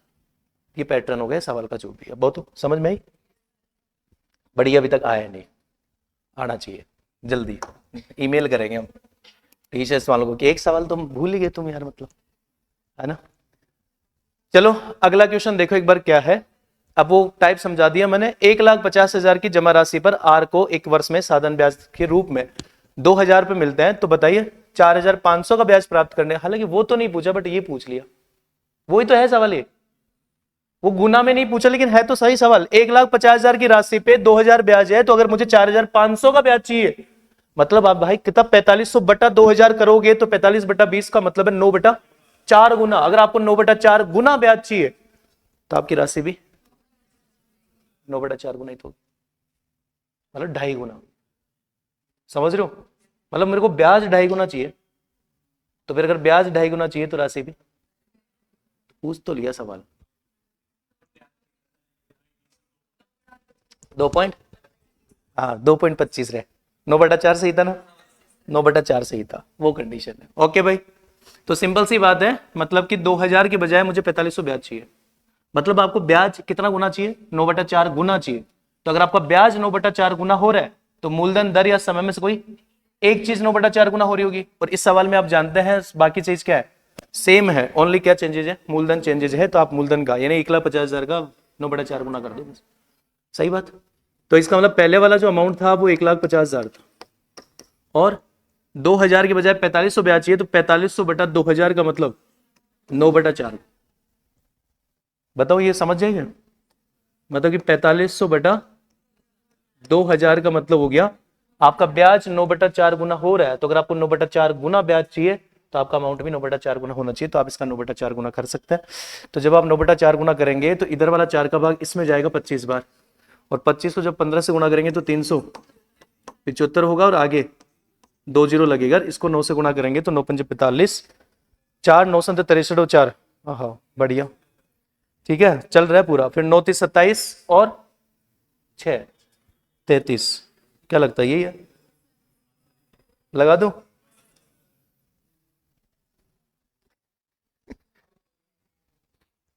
और देखो वैसे तो क्या ही बताया, और तो 2 जीरो तो है, ये ऑप्शन तो हो नहीं सकता, ये तो वैसे नहीं। 25 का मल्टीपल होना चाहिए ना, ये हो नहीं सकता। 9 का मल्टीपल चेक करना चाहो तो कर सकते हो भाई, 9 का मल्टीपल चेक कर सकते हो। 5 भाई, जैसे 5 और 7 और दोनों ये नहीं है, और ये 5 और 3 ये एक ही है 9 का मल्टीपल। हाँ तो ऐसे भी कर सकते हो, गुणा ना करना चाहो तो क्या ही मतलब है। अभी मैं वो सोच नहीं रहा, बाद में सोचूंगा जब अकॉर्डिंग टू ऑप्शन आएंगे जो भी चीज हो गया डन भाई। तो ये एक अच्छा टाइप था, मतलब कि कितना गुना ब्याज हो रहा है कितना क्या, वही सेम प्रोसेस जो भी है, ठीक है। बट तुम समझ नहीं पा रहे हो, सीरियस नहीं ले रहे हो इस बात को बिल्कुल भी, मजाक कर रहे हो तुम ऐसे यार। कब बड़े होंगे तुम, समझ नहीं आता मुझे। हाँ ये कैलकुलेट करके देख रहा है, अरे वाह, ठीक है भाई, चलो आगे बढ़ते हैं। फिलहाल कॉन्सेप्ट नंबर 4 पे आते हैं। अब गुना उना हमने समझ लिया, अब हम वो सवाल बता देते हैं जिनमें दर और समय होना चाहिए। बता, अगर मेरे सामने एक तो दर हो और एक समय हो, तो ध्यान रखिएगा ऐसे वाले क्वेश्चनों में एक बढ़िया तरीका होता है परसेंटेज मेथड। यानी दर और समय को गुणा कर दो, 25 की 150%, मूलधन 100%, जोड़ के घटा के ऐसा कुछ कैलकुलेट कर सकते हैं जो भी है। एक व्यक्ति किसी निश्चित राशि को 25% की वार्षिक दर से साधारण ब्याज पे उधार देता है, तो 6 वर्षों में ब्याज उधार दी राशि से 360 अधिक हो गया। तो माइंड में हो जाएगा 25 की 150, मूलधन 100%, कितना अधिक हुआ 50%, ये 50% के बराबर है, तो 100% का मान 720 हो जाएगा। तो ये थोड़ा फास्ट हो जाता है पैटर्न जब परसेंटेज मेथड लगाता है। दिख रहा नहीं क्या? अरे वाह, ओके। तो पॉइंट सिंपल है, 25% के हिसाब से 6 साल का टोटल ब्याज और मूलधन कितना ज्यादा हुआ, 50% ज्यादा हुआ, तो ये 50%, तो 100% कितना होगा, 720 मूलधन हो जाएगा। और ये सब माइंड में हो जाएगा, इसलिए थोड़ा फायदा है। फ्रैक्शन भी बना सकते हो आप चाहो तो, 1/4। 1/4 का मतलब मूलधन 4 यूनिट है और हर साल का ब्याज 1 यूनिट है, तो 6 साल का 6 यूनिट होगा। कितना ज्यादा हुआ, 2 यूनिट ज्यादा हुआ। और अगर 2 यूनिट का मान इतना है तो 4 यूनिट का मान डबल हो जाएगा। वो भी कर सकते हो, लेकिन थोड़ा जल्दी चलता है। जैसे 8% के हिसाब से 5 साल का 40। अब उसका फ्रैक्शन बनाएंगे हम, तो पहले देखेंगे 2/25, थोड़ा सा टाइम तो लगता है ना, और मल्टीप्लाई थोड़ा जल्दी हो जाता है, वो कंडीशन। चलो 1-2 सवाल बता रहा हूं, बाकी ये तो बहुत नॉर्मल चीजें है, कर सकते हैं। जैसे एक और सवाल आप देख सकते हैं, किसी राशि पर 4% प्रतिवर्ष की दर से 6 वर्ष और 11 वर्षों के ब्याज से 7500 रुपए कम है। मतलब 6 वर्षों के लिए साधारण ब्याज उसी राशि पर 11 वर्षों के साधारण ब्याज से 7500 रुपए कम है। इसका मतलब वो जो 7500 है वो 5 साल का ब्याज हुआ ना। अरे 6 साल के ब्याज और 11 साल के ब्याज का अंतर क्या होता है, 5 साल का ब्याज होता है। तो आप सीधा कर सकते हो 4% के हिसाब से 5 साल का ब्याज, मतलब वो 20% के बराबर है, तो 100% का मान 5 गुना होगा, 20 बन जाए 100। तो इसका मतलब 20 का भाग देके 100 से गुणा करोगे तो ये 5 गुना हो जाएगा। तो 25, 35, 37, यही। तो ऐसे परसेंटेज मेथड लगा सकते हो भाई। जैसे एक और सवाल देखो, अनिल ने 5000 की राशि को 10 वर्षों के लिए साधारण ब्याज पे उधार लिया कि ब्याज दर इस प्रकार थी कि पहले 2 वर्ष के लिए 6%, अगले 2 वर्ष के लिए 8% और 4 वर्ष के लिए 4 वर्ष बाद 10% है। तो ये भी एक टाइप होता है, 1-2 बारी सवाल थे इसके। तो सीधा परसेंटेज मेथड होता है, पहले 2 वर्ष के लिए, मतलब बहुत जल्दी, पहले 2 वर्ष के लिए 6% है तो 12, 8%, 16, और बाकी कितना बच गया, 6 वर्ष बच गया तो 60 हो गया। सबको जोड़ेंगे तो कितना आएगा, 88। और 88 जो ब्याज हो गया तो उसका 88% निकाल दो बस, यानी कि 404, 4400 आ जाएगा। मतलब कि तुम 5000 का 88% निकाल रहे हो, इसका मतलब 50 × 88। और जब 88 को 50 से गुणा करते हैं तो डबल और आधा करेंगे तो 4400 हो जाएगा। तो ऐसा कर सकते हो भाई, थोड़ा लिख देता हूं। नहीं, पहले 2 साल का ब्याज 6% के हिसाब से 12% होगा, अगले 2 साल का 8% के हिसाब से 16% होगा, और बाकी का जो 6 साल होगा उनका 10% के हिसाब से 60% होगा। ओवरऑल मिला के सबका जो ब्याज होगा वो 88% होगा। आपको मूलधन 5000 का 88% पूछ रहा है, तो 2 जीरो कटेगी और 4400 सवाल का राइट आंसर होगा। तो इस वाले क्वेश्चन में भी परसेंटेज मेथड बेस्ट है। चलो ठीक है, तो नॉर्मल था, कर लेंगे, आपको दिक्कत है नहीं। फिलहाल आगे चलते हैं, इसमें भी कुछ नया तो नहीं है भाई। कॉन्सेप्ट नंबर 5, जहां कुछ नया होगा नया लिखा हमने। चलो क्वेश्चन क्या है, 17200 की राशि साधारण ब्याज पर 2 भागों में 2 वर्ष के लिए 8% और 10% की दर से उधार दी जाती है। 2 वर्ष के बाद प्राप्त कुल ब्याज। भाई काफी क्वेश्चन थे इसके, ठीक है। कौन सा मेथड, डेविएशन मेथड, बिल्कुल सही बात। और मैंने खास बात देखी, एलिगेशन भी होता है, डेविएशन भी होता है। एलिगेशन तब होता है जब ये 3008 जो टोटल ब्याज है ना, वो एक भी सवाल नहीं है, एक भी सवाल मुझे नहीं मिला जिसमें परसेंटेज में दे रखा हो। कम से कम 20 सवाल मिले होंगे, 20 सवाल में हर में डाटा ही है, तो हर में एक अमाउंट ही है। तो इस क्वेश्चन में आप जानते हैं डेविएशन मेथड बेस्ट मेथड होता है। और डेविएशन मेथड अगर आपने बढ़िया से पकड़ लिया और ये 8% वाली राशि पूछ रहा है, तो आपको 17,200 का 10% निकालना है, 1720 का। अच्छा एक चीज इंपॉर्टेंट है यहाँ पे, एक चीज थोड़ा इंपॉर्टेंट है, ये जो 3008 दे रखा है 2 साल का ब्याज, तो या तो ऐसा करो कि 16% और 20%। भाई ये जो 3008 है, ये दोनों का मिला के 2 साल का टोटल ब्याज है। तो पहले वाले भाग पे 8% होगा तो 2 साल का 16%, दूसरे वाले भाग पे 20%। 16% 20% के हिसाब से चलो, या फिर ऐसे भी कर सकते हो, इसका आधा कर सकते हो। वो 3008 का आधा भी कर सकते हो आप, तो वो कर सकते हो जो भी आपकी मर्जी। कौन सा सही रहेगा, इसका आधा करें, ध्यान से कर लेना, आगे एक सवाल मिलेगा उस पर ध्यान देख लेना फिर तुम। तो 1504 हो गया, मतलब ओवरऑल मिला के एवरेज एक साल का ब्याज 1504।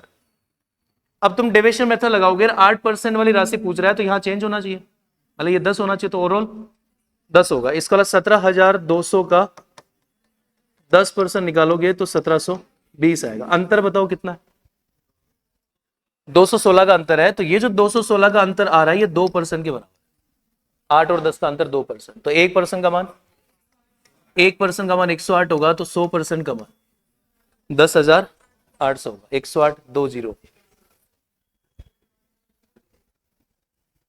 ठीक है, तो ये अच्छा टाइप का क्वेश्चन है, मतलब एग्जाम में काफी सारे क्वेश्चन मुझे दिखे हैं। तो एक और सवाल हमने लिया तो है शायद, पता नहीं है कि नहीं। सुरेश ने 5% वार्षिक साधन ब्याज दर पे मूलधन का निवेश किया, यदि 15 वर्ष के बाद ब्याज मिलता है तो उसके द्वारा निवेशित मूलधन क्या है। ये कहा गया बीच में, ये तो पहले वाले टाइप का सवाल था ऐसा लग रहा है। चलो कोई ना, पता था ऐसा होगा, एक आधा सवाल ऊपर नीचे जाएगा। देखो इस क्वेश्चन में डेविएशन मेथड नहीं होगा, मतलब सिंपल सवाल है, वही जो दर और समय को मल्टीप्लाई करता है। 5% वार्षिक साधन ब्याज की दर पे निश्चित मूलधन निवेश किया जाता है, इसे 15 वर्ष के बाद 69,487 का ब्याज मिलता है। तो ये जो 69,487 है ये 15 साल बाद का ब्याज है। 5% के हिसाब से 15 साल का ब्याज 75%। इसका मतलब ये हुआ कि 69,487 75% के बराबर है, और आपको मूलधन चाहिए तो चाहो तो आप इसमें 3 और 4 कर सकते हो, और 3 का भाग तो दे सकते हो, 2 3 2 2 9, और इकाई अंक 6 आएगा। 2 ऑप्शन है वैसे तो कर लो गुणा, 9 चौके 36, 4 दूनी 8 और 1 8 और 3 11, ये हो जाएगा ऑप्शन। ठीक है भाई, तो पॉइंट क्या था, 5% के हिसाब से 15 साल का टोटल ब्याज 75%, ये वाला पैटर्न परसेंटेज वाला तरीका था जो भी। चलो ठीक है, तो आगे बढ़ते हैं, फिलहाल नेक्स्ट कंसेप्ट देखते हैं क्या है।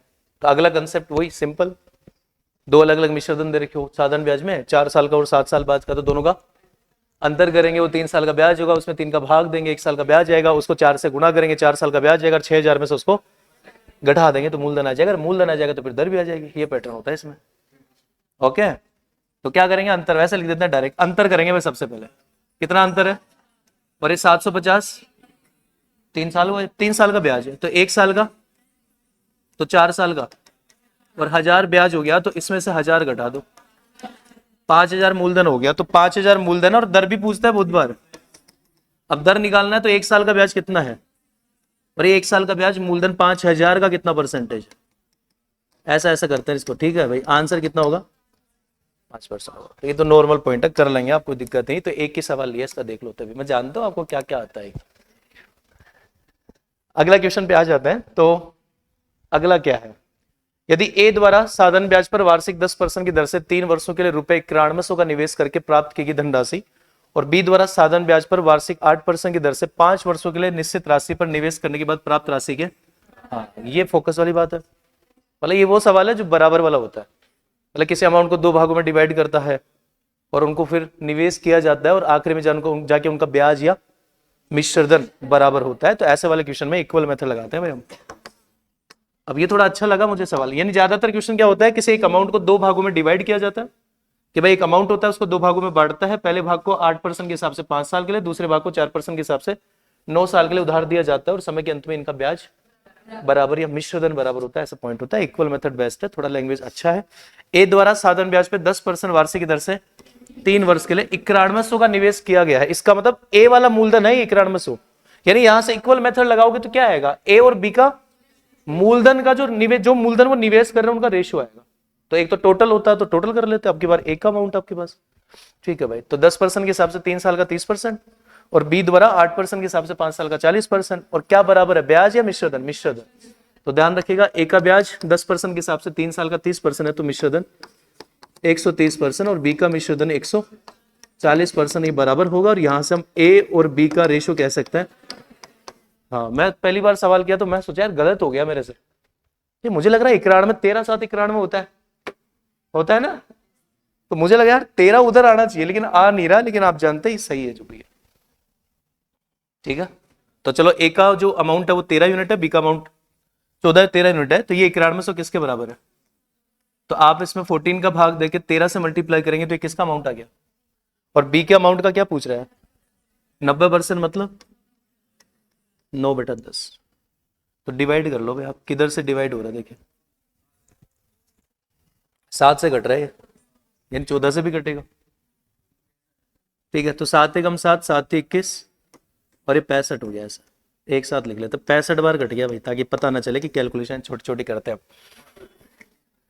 65 हो गया, 13 हो गया, 9 हो गया, इसका मतलब गुणा कर लो, 9 3 27, 7 5 35, इकाई अंक एक ही है ऑप्शन में 5। कुछ तो फायदा इधर भी देगा। तो ऐसा सवाल है, ठीक है।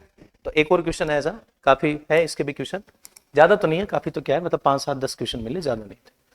जैसे एक और क्वेश्चन हमने लिया है, ये बढ़िया क्वेश्चन था कि कोई व्यक्ति अपने बेटे, बेटी और अपनी पत्नी के नाम 1,05,750 की राशि साधारण ब्याज पर इस प्रकार निवेश करता है कि उन्हें 2 वर्ष, उन्हें क्रम से 3 वर्ष, 4 वर्ष और 5 वर्ष बाद समान ब्याज प्राप्त हो। ध्यान रखिएगा, ब्याज समान प्राप्त हो। यदि ब्याज की दर 5% हो तो पत्नी के लिए निवेश की राशि क्या थी।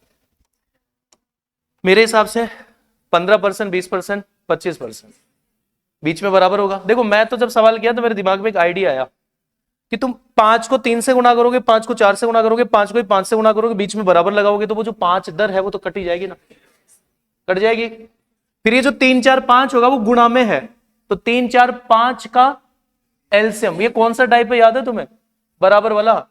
फिर 3 4 5 का एलसीएम लेंगे 60, और 60 में 3 4 5 का भाग देंगे तो 20:15:12। चाहो तो ऐसा कर सकते हो, माइंड डेवलपमेंट आराम से हो सकता है, कोई दिक्कत नहीं। ये आ गया अमाउंट, आप इसका टोटल का भाग इसमें देंगे, और पत्नी वाला कौन सा है, 12 ही है, 12 से गुणा कर देंगे। बाकी आप लिखना चाहो तो थोड़ा लिख सकते हो भाई।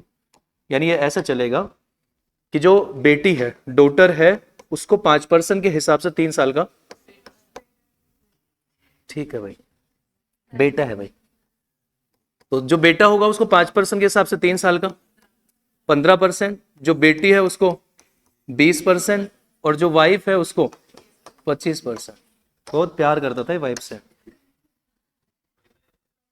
कम करता था ये, कम आएगा, वास्तविकता बात ही है। ये आपस में क्या है, बराबर। ठीक है भाई, तो 5 से तो कट ही जाएगा ना वापस से, ये चीज दिमाग में बैठा हो, कल को ऐसी चीजें मिलेगी आपके सामने, ठीक है। तो 5 तो वापस कट ही जाएगा, लेकिन ये तभी हो पाएगा जब ब्याज हो और मिश्रधन बराबर हो, तो फिर जुड़ना भी होता है 115। फिर मत काट देना तुम, कहीं डायरेक्ट ही कर दो 103 वो नहीं होगा फिर। तो ये वापस काट पीट के, और सबको पता है यहाँ से रेशियो निकालने का तरीका होता है 3 4 5 का एलसीएम, या फिर इन दो को गुणा कर दो, इन दो को गुणा कर दो, इन दो को गुणा कर दो। अगर 3 4 5 क्या है, सहभाज्य संख्या है। तो भाई अब तुम और डीप जा रहे हो मैथ में, मतलब बेसिक तरीका तो ये 3 4 5 का एलसीएम, लेकिन मैं देख रहा हूँ 3 4 5 सहभाज्य संख्या है, तो तुम 3 4 5 का एलसीएम लोगे तो वो 3 × 4 × 5 ही होगा भाई, ठीक है। और फिर 3 का भाग दोगे तो 4 × 5 ही बचेगा। तो ये वाला तरीका ठीक लग रहा है, जिसका मान चाहिए उसको छोड़कर बाकी को गुणा कर दो। तो 5 हो गए, 5 थी और 4 थी, 12 होगी। ऐसा कर सकते हो, ये ट्रिक होती है एक छोटी सी। चलो अब आगे तो बता ही नहीं, 20 15 और 12 कितना हुआ, 47 हुआ। तो ये जो अमाउंट दिख रहा है 1,05,750 किसके बराबर, और पत्नी का पूछ रहा है तो 12 से गुणा कर रहा है। थोड़ा सोचता है, इसमें 25 का मल्टीपल है, 4 का मल्टीपल है, तो 3 जीरो तो कम से कम आएगी, बट तो सारी 3 जीरो है, आधी हो गई यार, मतलब 3 जीरो आएगी, 3 जीरो आएगी। चलो ठीक है, ये 2 ऑप्शन तो नहीं हो सकते, गारंटेड बात है, क्योंकि 3 जीरो के बाद भी जो आएगा वो 3 का मल्टीपल जरूर आएगा, 3 का मल्टीपल जरूर आएगा। अब मुझे एक बात बताओ, तुम ये बताओ, इसमें 25 का भाग, 25 पंजे 125, 25 दूना 50 और 25 75, मतलब अरे ये नहीं आएगा ना, ये आएगा, मतलब 4 जीरो वाला नहीं आएगा ना भाई अपने को पता है कि यहां तो कुछ है नहीं जुगाड़ 2 से, इधर क्या है, ओनली 4 है, इधर क्या है, जीरो पहले से 1 है, इधर 25 का मल्टीपल है, मतलब 4 के अलावा 8 तो है नहीं इधर, तो ये तो पक्का है 3 ही जीरो आएगी, और 3 जीरो आएगी, और 4 3 12 होता है, 3 का मल्टीपल आएगा।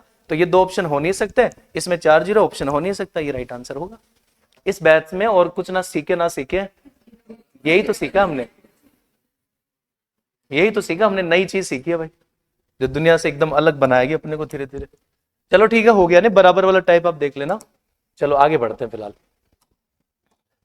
अगला क्वेश्चन है, कौन सा टाइप है ये, पता नहीं कौन सा है। एक व्यक्ति ने साधारण ब्याज की समान दर पर 3 वर्ष के लिए 2900 5 वर्ष के लिए, तो उसने ब्याज के रूप में कुल 62,400 का भुगतान किया, तो ब्याज दर कितनी है? ये क्या है? ये कोई टाइप है? अच्छा, एक छोटा सा टाइप है ये नया है, ये भी नया है ये। हम बताते हैं कुछ नया कैसे है, मतलब थोड़ा शॉर्ट और करते हैं इसको आज। मतलब ये कहना चाहता है कि 29,000 रुपए का 3 साल का ब्याज और 45,000 का 5 साल का ब्याज, और दोनों की दर क्या है? सेम है और टोटल ब्याज है। तो जब भी मेरे ऐसा बहुत सारे सवाल मिलेंगे आपको कि इन दो अलग अलग अमाउंट का इतने परसेंट के हिसाब से इतने समय का टोटल ब्याज या ब्याज का अंतर या योग देगा, और हमेशा मूलधन दर समय इन तीनों में से एक चीज कॉमन रखेगा, कॉमन। तो एक चीज तुम बताओ, पहले वाले 29,000 3 साल का जो ब्याज होगा उसकी दर और उसकी दर सेम है और दोनों के ब्याज का टोटल है, तो जब दर दोनों में सेम है तो दर तो आ जाएगी कॉमन, और बाकी दो का मल्टीप्लाई। ऐसा ऐसा सोच सकते हो तो कि P गुणा R गुणा T हो गया। अब इनमें से कोई एक चीज कॉमन होगी दोनों में, तो वो कॉमन तो मतलब एक चीज सेम होगी तो वो तो कॉमन आ जाएगी, और बाकी दो का मल्टीप्लाई हो जाएगा। तो तुम ऐसा कर सकते हो, 29 का 3 गुना कर दो, 45 का 5 गुना कर दो, जोड़ दो, और फिर जो भी आएगा उसका R% इसके बराबर होगा। या फिर ऐसा कर सकते हो कि R तो कॉमन आ गया, और साथ में एक काम और कर लेते हैं, R का परसेंटेज से 2 जीरो काट लेते हैं, अब ये बाकी गुना हो जाएगा, क्योंकि R अगर कॉमन लूंगा तो मूलधन और समय गुना होगा, तो इसका मतलब 290 का 3 गुना होगा, कितना होगा? ऐसा लिख देता हूं थोड़ा सा, और इधर और बराबर में, तो कॉमन लेके और काटना चाहो तो काट लो, मेरे हिसाब से 0 और कॉमन आ रहा है, ये भी कट जाएगा, और कुछ कॉमन नहीं। तो 29 का 3 गुना और 45 का 5 गुना, 225 में 87 जोड़ो 312, तो ये 312 हो गया, और 312 का इसमें भाग देंगे हम, 2 बार जा रहा है, इसका मतलब 312 का इस बार 20 बार भाग जा रहा है, तो दर कितनी होगी? 20%।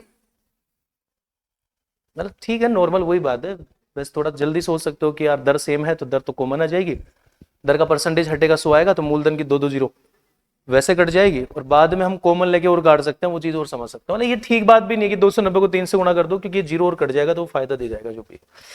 चलो देखते हैं, और देखते हैं एक आधा सवाल। जैसे एक और सवाल आपके सामने है, एक व्यक्ति ने 6% वार्षिक की दर से 1760 और 9% वार्षिक की दर से 2240 समान अवधि के लिए साधारण ब्याज पे लिया, और उनके ब्याज के रूप में कुल मिलाकर इतना हुआ। तो अब की बार क्या चीज सेम है?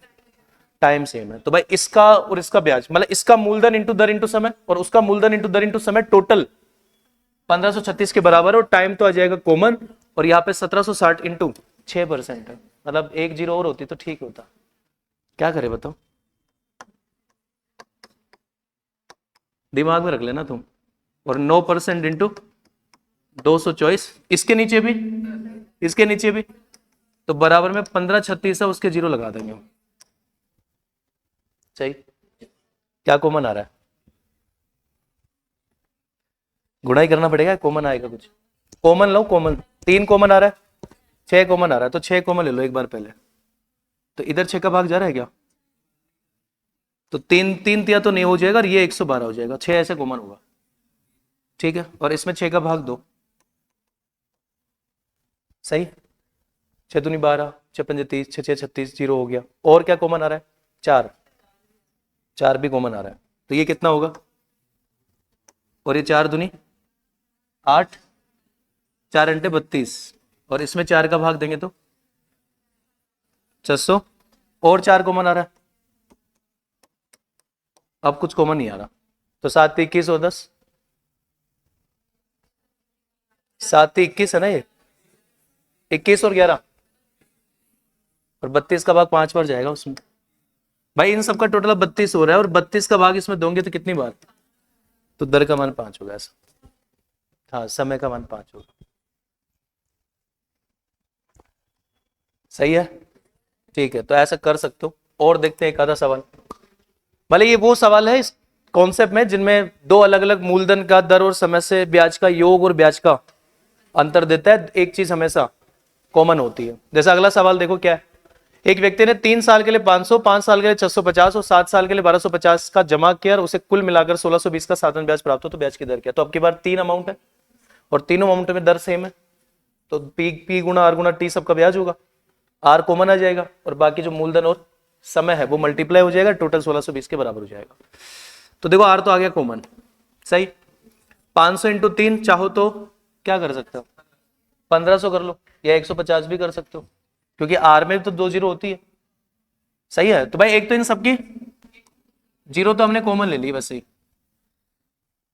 या फिर गुणा करना चाहो तो गुणा कर लो। तो 5 थी 1500, ये 3250, ये 12 संत 84, 3750, हाँ 8750, और बराबर में 1620, और इसके नीचे 2 जीरो और है, आर परसेंट है, तो इसका मतलब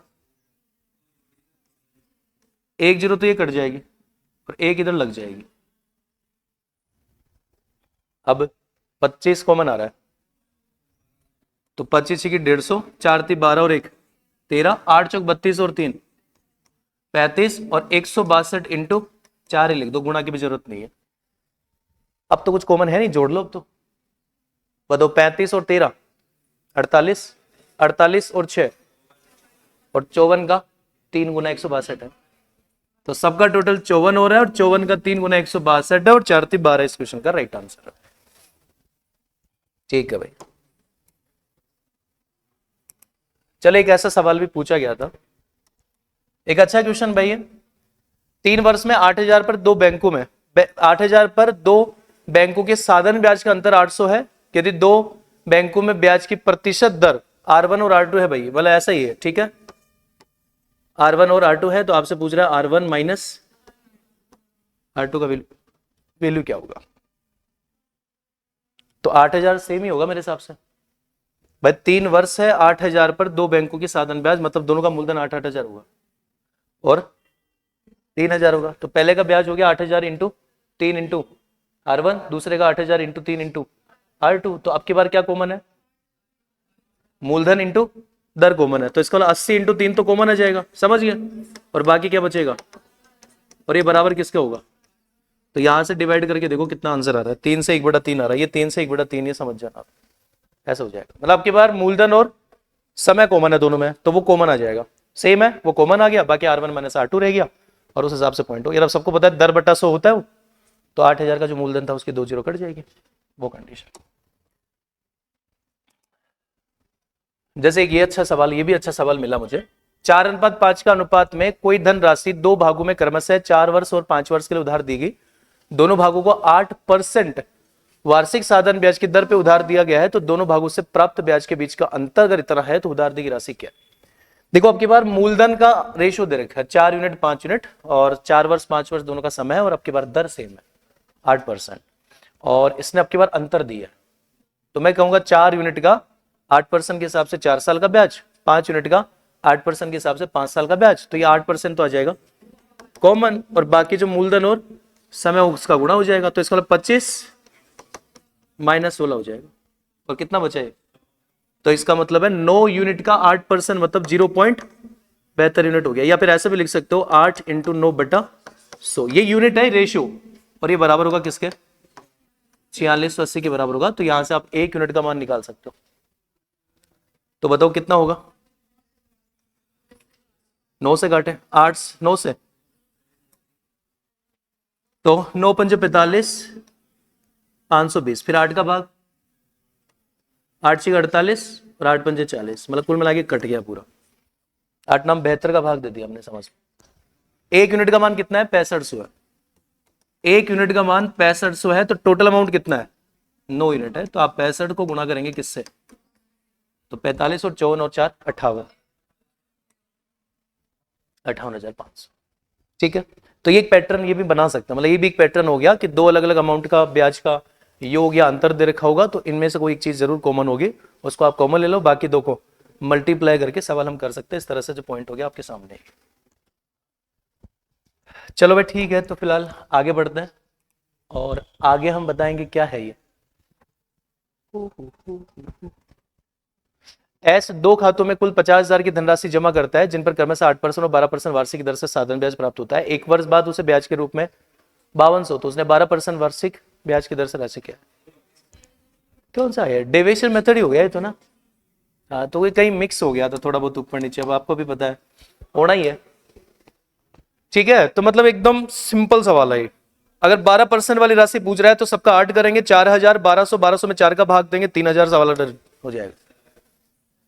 डेविएशन मेथड, ठीक है ना, समझ गए ना बात को आप। भाई अगर ये 12% वाली राशि पूछ रहा है तो चेंजेस इस पे होना चाहिए, मतलब ओवरऑल 8 बनाएंगे तो 50,000 का 8% 4000 ब्याज होगा, जो 5200 से 1200 कम है, पर वो 1200 इसलिए कम है क्योंकि यहाँ 4% कम हो गया, तो 1200 4% के बराबर है, तो 1% का मान 300, 100% का मान 30,000 हुआ। ठीक है भाई, तो क्या करेंगे, सबसे पहले 50,000 का 8% निकालेंगे, कितना हुआ, और 4000 और 5200 का अंतर कितना है, और ये 1200 कितने के बराबर है, और 100 से गुणा करेंगे तो आंसर बन जाएगा। ये डेविएशन मेथड है, इंपॉर्टेंट है भाई। चलो एक और सवाल ऐसा लिया हमने, मतलब वो एक सवाल उधर चला गया था, ये कैटेगरी टाइप बना है इसमें। दो समान धनराशि क्रमशः 6%, 10% वार्षिक साधन दर पर उधार ली गई है, पहली राशि दूसरी राशि की तुलना में। अच्छा, डेविएशन मेथड वहां भेज लेना, ये एक अलग सवाल है। मैं सोचा ये सवाल मिस कर दिया मैंने शायद, बढ़िया सवाल है मेरे भाई। पूरे साधन ब्याज में अगर चैलेंज देने वाला सवाल है तो एकमात्र यही है, जंगल का शेर। तुम करोगे पहले? हाँ तो मैं पी लूंगा पानी, मैं तू बोलेगा तब पानी पीऊं या मेरे को खुद लगे तब पानी पीऊं, तू बता एक बार। हाथ दोगे यार, मतलब तुम स्टूडेंट बन के रहो और छोटे भाई ज्यादा बनते हो तुम, है ना, छोटे भाई बनते हो ना कि बड़े भाई की टेंशन है, सब पानी वानी पी लो। करो तो करो, फिर करो। तुम्हें पीना है पानी वानी से बताओ, रेस्ट ये तो बता दो, ऐसा ही खत्म करके फिर कर लेंगे ना, 5-10 मिनट करके फिर सीआई करेंगे फिर, और आज सीआई और ऐसा का ऐसा रिवीजन चलेगा अपना।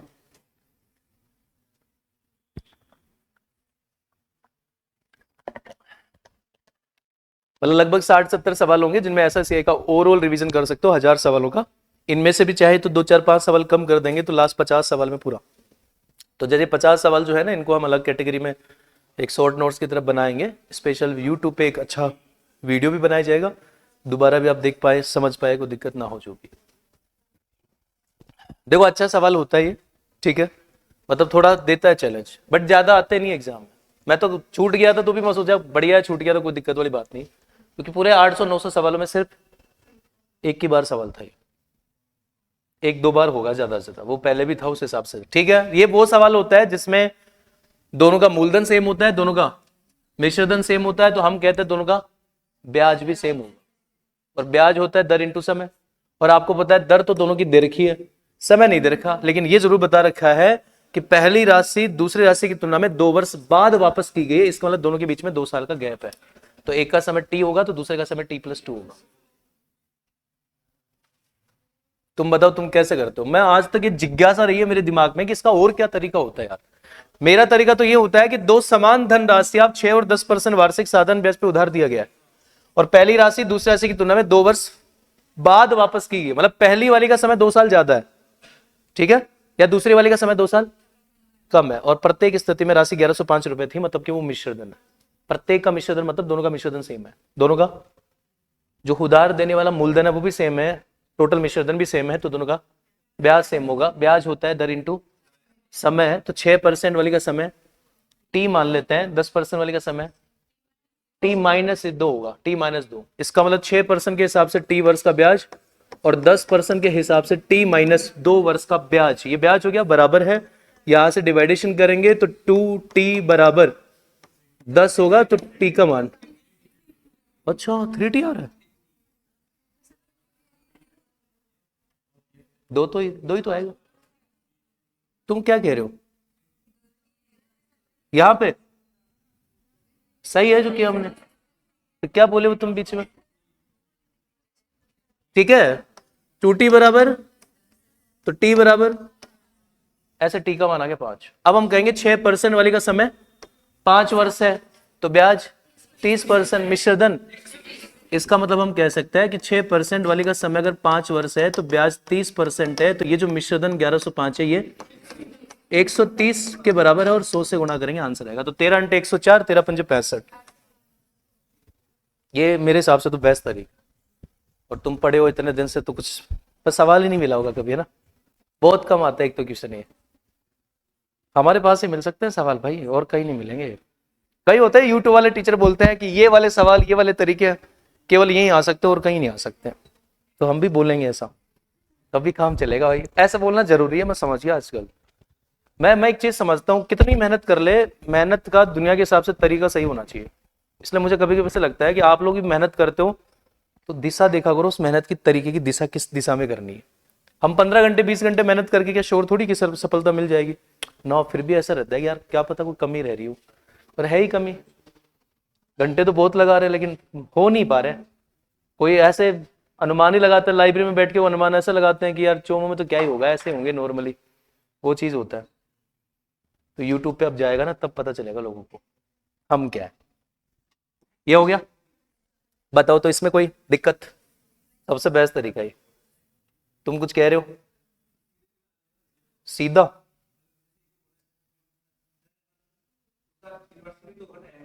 है।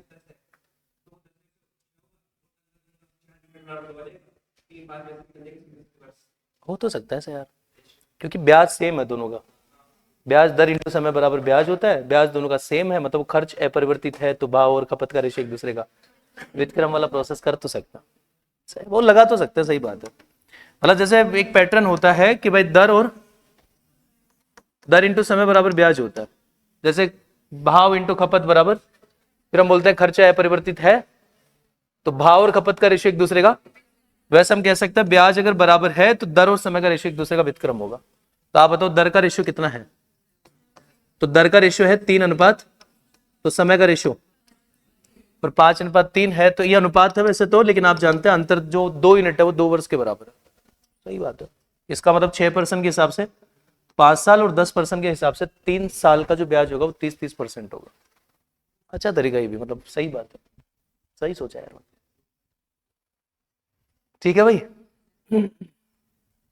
तो ये अच्छा तरीका, मतलब ये -2 वाला प्रोसेस हट गया, वो कंडीशन है, भले थोड़ा बेसिक होगा बट अच्छा था, ये भी ऐसी बात नहीं है यार, इज्जत होनी चाहिए इसके भी।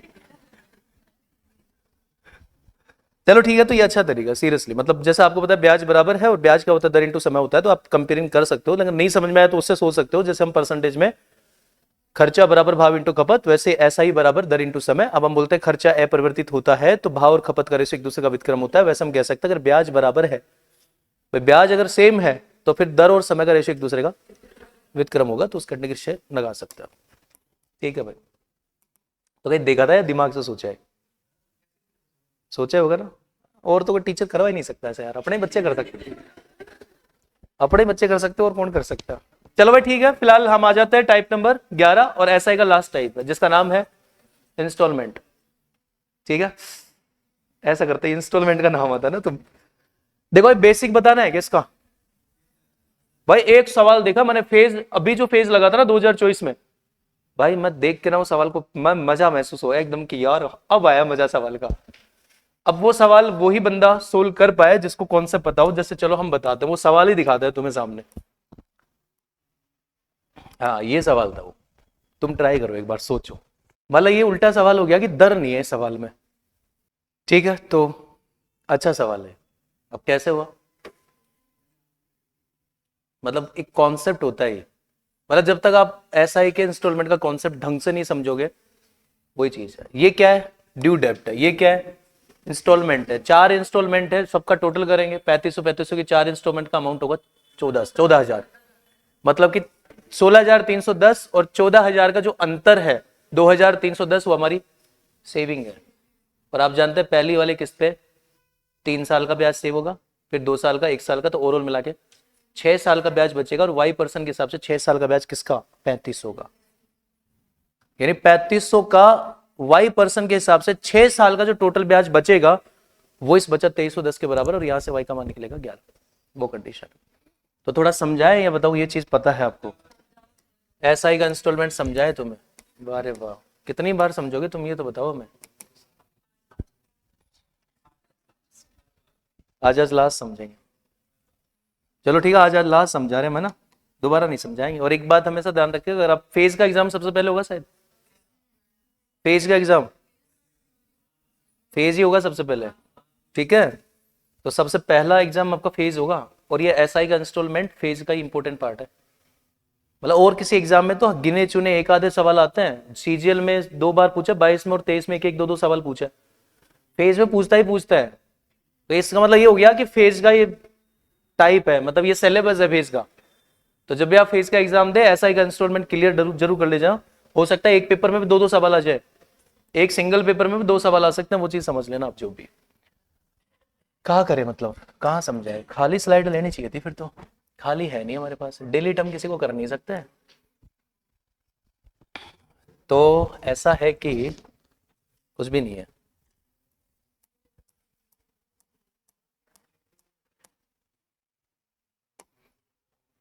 लास्ट वाला तो इंपॉर्टेंट सवाल है, क्या ही करूँगा।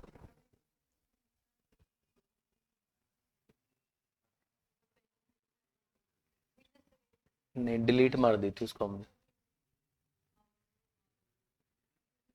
टॉपिक के नाम ही हट जाएगा, ऐसे थोड़ी होता है।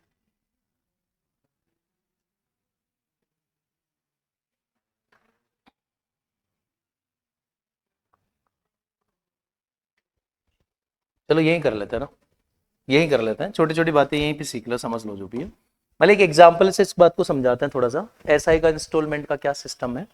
जैसे हम एक एग्जाम्पल लेते हैं, ठीक है भाई, ध्यान से एक बार समझ लेना। बाकी तो फेज का एग्जाम होगा उससे पहले एक यूट्यूब पे वीडियो जरूर बनेगा इसका, ठीक है। तो फेज का एग्जाम से पहले एक यूट्यूब पे वीडियो बनेगा जिसमें हम कंसेप्ट समझाएंगे, और जो जो इंपॉर्टेंट टाइप के सवाल है कि भाई ये 5-6 कैटेगरी के सवाल है उनको बता देंगे, और एक 50-60 क्वेश्चन जो पेपर में पूछे गए हैं लास्ट, उनकी पीडीएफ अवेलेबल करा देंगे फेज के एग्जाम से कम 20-25 दिन पहले, ताकि उससे कवर हो जाएगा, कोई दिक्कत नहीं। फिर भी एक बार देख लो ताकि ईजी रहेगा। एसआई का इंस्टॉलमेंट लेने के लिए हम थोड़ा सा एक एग्जाम्पल लेते हैं। जैसे मान लो कि मूलधन जो है ना, मूलधन वो 9,000 था, एक फिक्स एग्जाम्पल था, अब अपनी मर्जी से कुछ नहीं कर सकते थे।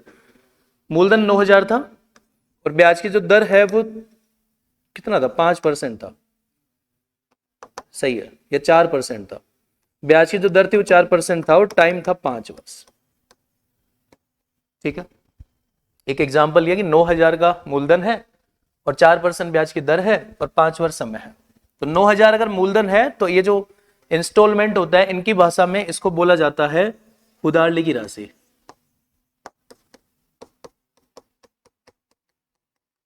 ठीक है। उधारली की राशि का मतलब होता है बोरोड अमाउंट हो गया, मतलब बोरोड अमाउंट कह सकते हैं इसको आप। जो तो मतलब भाषा ही सबसे इंपॉर्टेंट है, बाकी कुछ नहीं है। अब थोड़ा सा गेम समझना है इस बात का क्या मतलब है। मतलब आज तक आपको सही नहीं समझ में आने का रीजन यही होता है क्योंकि हम इसका प्रिंसिपल समझ नहीं पाए, मतलब इसका क्या रीजन होता है, तरीका क्या होता है। 9,000 का मूलधन 4% के हिसाब से 5 साल के लिए हमने उधार ले लिया। इसका मतलब इस 9,000 वाले मूलधन को 4% के हर साल का 4% के ब्याज के साथ हमें 5 साल बाद लौटाना था। तो अगर मैं ये 9,000 का मूलधन 4% के हिसाब से 5 साल बाद लौटाता हूं तो मैं देख सकता हूं कितना लौटाना वो, मतलब मिश्रधन। तो हम इसका मिश्रधन निकालेंगे। तो आपको पता है हर साल का 4% के हिसाब से 5 साल का 20% ब्याज होगा। इसका मतलब ये हुआ कि 9,000 का 20% बोले तो 1,800 ब्याज हो गया, और 1,800 ब्याज और 9,000 मूलधन हो गया, इसका मतलब 10,800 रुपए आपको लौटाना है 5 साल बाद। तो ये जो आप 5 साल के एंड में, 5 साल पूरा होने पे आपको जो 10,800 रुपए लौटाना है, इसको बोला जाता है देय राशि, जिसको हम बोलते हैं ड्यू डेब्ट, ठीक है। तो एक तो ये अच्छे से पता होना चाहिए पहली बात, तो अगर इन सवालों को कर रहे हो तो भाई ये देय राशि का मतलब क्या है। देय राशि का मतलब ये है कि अगर आप किस्तों में अमाउंट पे नहीं करते हो तो आपको 5 साल के एंड में एक साथ 10,800 का अमाउंट देना होता है। वो जो आप 5 साल के एंड में एक साथ अमाउंट पे करोगे उसे बोला जाता है देय राशि, ड्यू डेब्ट। बात समझ में आई। अब ये तो हो गया सिंपल भाषा में कि हमने 9,000 उधार लिया 4% के हिसाब से 5 साल के लिए, तो हमारा 20% ब्याज 9,000 का 1,800 ब्याज हो गया, मतलब हमें 5 साल के एंड में टोटल 10,800 रुपए की राशि देनी है। सिस्टम सीधा सा। अब मैं थोड़ा सा समझदार हूं, मुझे पता है कि अगर मैं 5 साल के एंड में एक साथ दूंगा उसके बजाय अगर मैं हर साल की किस्तों में राशि दूं तो मेरा फायदा होगा। सही बात है भाई, 5 साल के एंड में एक साथ देंगे, इससे बढ़िया अगर मैं हर साल की थोड़ी थोड़ी किस्तें दूंगा तो मेरा फायदा होगा, मुझे ब्याज कम देना पड़ेगा। तो मैंने उसको बोला भाई नहीं भाई, हम 5 साल के एंड में एक साथ 10,800 नहीं देंगे, हम आपको हर साल एक वार्षिक किस्त में राशि लौटाएंगे। अब वो वार्षिक किस्त मैं मान रहा हूं ऐसे 2,000 रुपए। अब आप सोच सकते हैं 2,000 कहां से आई, हमने मानना है, ठीक है, क्योंकि 2,000 से आपको सर्टिफिकेशन मिलेगा, वो फिक्स अमाउंट होता है वो। तो हमने फिक्स कर दिया कि भाई आपने जो 9,000 रुपए की राशि उधार दी है 4% के हिसाब से 5 साल के लिए, तो हम आपको एक साथ पे नहीं करेंगे, हम आपको हर साल के एंड में 2-2 हजार रुपए की वार्षिक किस्त देंगे 5। सही। अब चलो समझो सिस्टम कैसे चलेगा। तो फिक्स हो गया भाई 2-2 हजार रुपए की 5 किस्तें देनी है आपको। तो सबसे पहले क्या है, मूलधन है, फिर यहां पे आएगा ब्याज, और यहां पे आ जाएगा इंस्टॉलमेंट, लिख रहा हूं मैं। ओके, तो आप मुझे बात बताओ, आपको हर साल के एंड में 2-2 हजार की किस्तें देनी है। एक बार ध्यान से समझ लो, एक बार बाद में कर लीजिएगा डिस्कशन जो भी है। तो आपने 2-2 हजार रुपए हर साल के एंड में किस्त देनी है।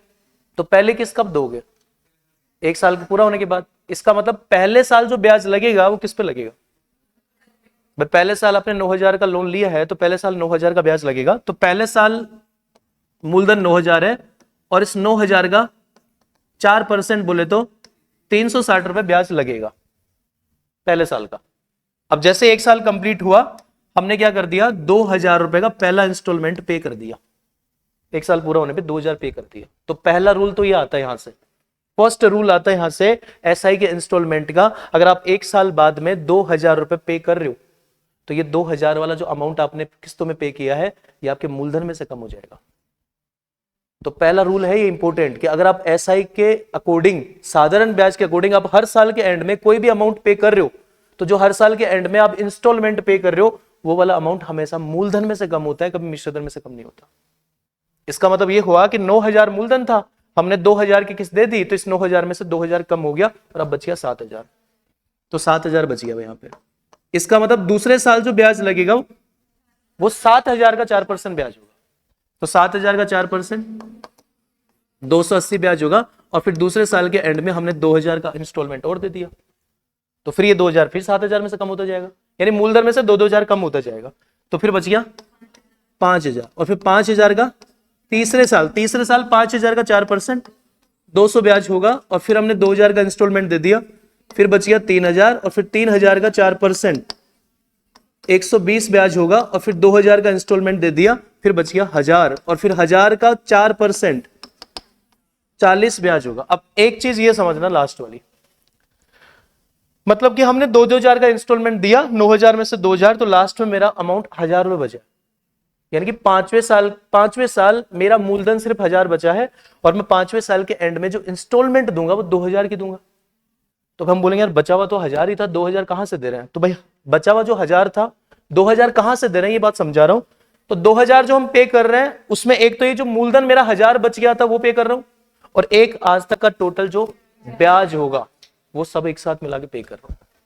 तो जैसा आप इन सब ब्याज का टोटल करके देखो, अगर तुम इन सब ब्याज का टोटल करके देखोगे तो 300 और 200 500 700 800 900 और ये 1,000 हो रहा है। तो इन सब का टोटल 1,000 हो रहा है। इसका मतलब 1,000 तो मेरा मूलधन बच गया था, और आज तक का टोटल जो 5 साल का ब्याज इकट्ठा हुआ है वो कितना है। तो आखिरी वाले इंस्टॉलमेंट में एक तो बचा हुआ मूलधन और टोटल ब्याज मिला के मैं 2,000 पे कर रहा हूं। तो दूसरा मोस्ट इंपोर्टेंट रूल ये होता है एसआई का, कि एसआई वाले इंस्टॉलमेंट में जो टोटल ब्याज होता है ना, वो हमेशा लास्ट वाले इंस्टॉलमेंट में एक साथ पे किया जाता है। कहीं भी देख लेना आप, जो भी है लास्ट में अमाउंट 0 हो जाता है, फिर भी हम आखिरी में एक 10 रुपए की किस्त देते हैं। तो वो जो आखिरी में हम 50 या 10 रुपए किस्त दे रहे हैं ना, वो जो 0 अमाउंट हो गया, मूलधन तो मेरा 0 हो गया था किस्त तो देंगे, लेकिन लास्ट में फिर भी हम एक किस्त और दे रहे हैं, तो वो एक किस्त जो हम दे रहे हैं वो ब्याज होता है। और ऐसा अगर कहीं मार्केट में तुम्हें मिल जाए ना, ऐसा वाला सिस्टम से ब्याज मिल रहा हो, कहीं लोन मिल रहा हो, तो भाई ले लेना, बहुत बहुत सीधा ब्याज होता है। लेकिन वो क्या करते हैं मतलब उल्टा करते हैं बेटा, वो मूलधन में से कम नहीं करते। वो आप किसी से 20 लाख का लोन ले लिए कहीं से, आप किस्तें पे करके देख लेना, वो 20 लाख का मूलधन तो ऐसे कैसे पड़ा रहेगा, वो पहले ब्याज ब्याज ब्याज लिए जाएंगे। वो उनका सिस्टम अलग है एकदम। इसलिए बोलते हैं लोन लेना ही नीचे, चुकाना बहुत मुश्किल काम होता है। ठीक है, ये हो गया डन। अब चलो ध्यान से बात को समझो। अब कंडीशन ये है कि हमने इंस्टॉलमेंट में जो पे किया है वो 2-2 हजार की 5 इंस्टॉलमेंट मतलब 10,000 पे किया है। अब यहां से कंपैरिजन समझना, अगर आप इंस्टॉलमेंट में पे नहीं करते तो 5 साल के एंड में आपको एक साथ 10,800 पे करना था भाई, 10,800 पे करते। लेकिन अगर आपने इंस्टॉलमेंट में पे कर दिया तो आपको 10,800 के बजाय सिर्फ 10,000 ही पे करना पड़ा, मतलब कि मेरा 800 रुपए बचत हो गया। सही। अब ये जो 800 रुपए बचत हुआ ना, वो कैसे हुआ वो चीज समझ लो एक बार बस लास्ट।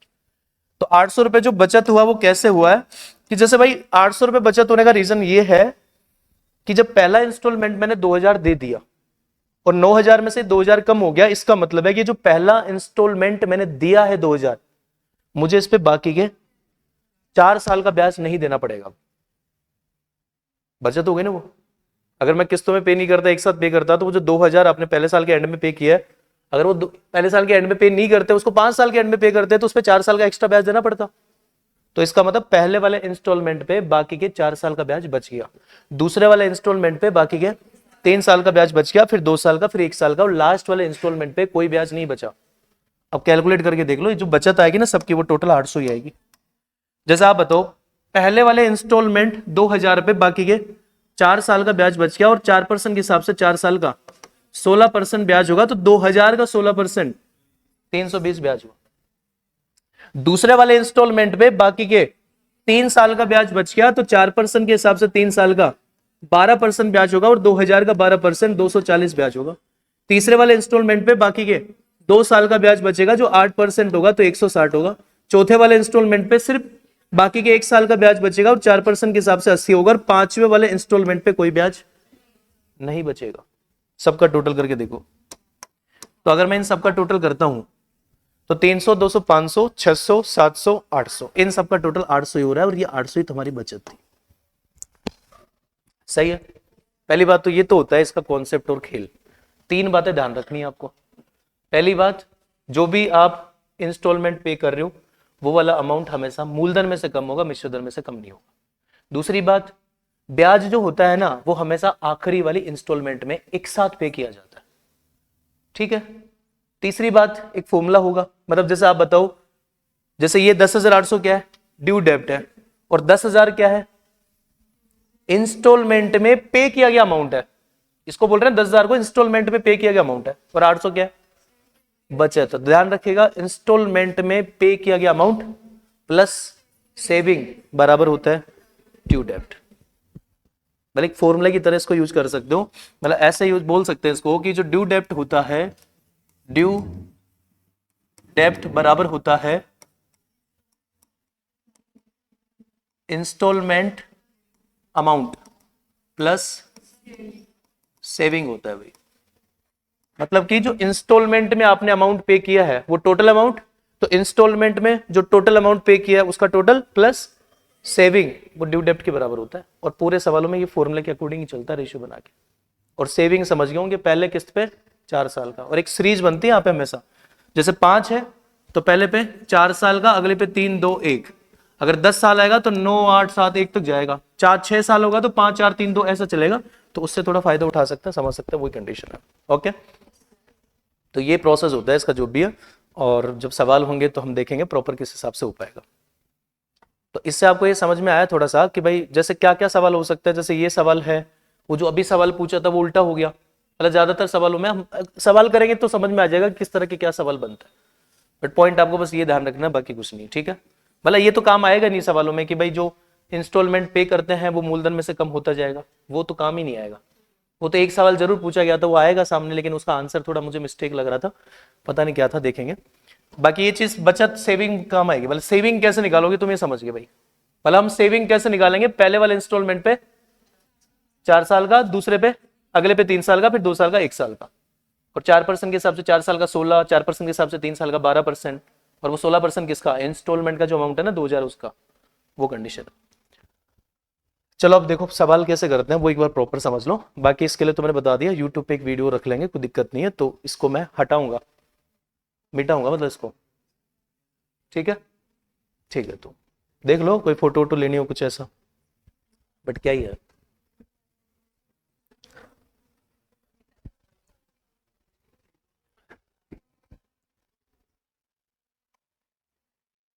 भाई आराम से समझ लो, मैं आपको बता रहा हूं, इससे बढ़िया कुछ नहीं है। ये मेरी गारंटी, आप देख लीजिएगा कहीं से भी देख दा के कैसे जो भी आपको लगे ना, इससे अच्छा कुछ हो जाए नहीं होगा। और इतना कलेक्शन हमने किया उतना तो किसी जगह मिलेगा भी नहीं आपको, फ्री में नहीं मिलेगा, पैसे देके तो क्या पता मिल ही जाए, और फ्री में ना मिले बेटा।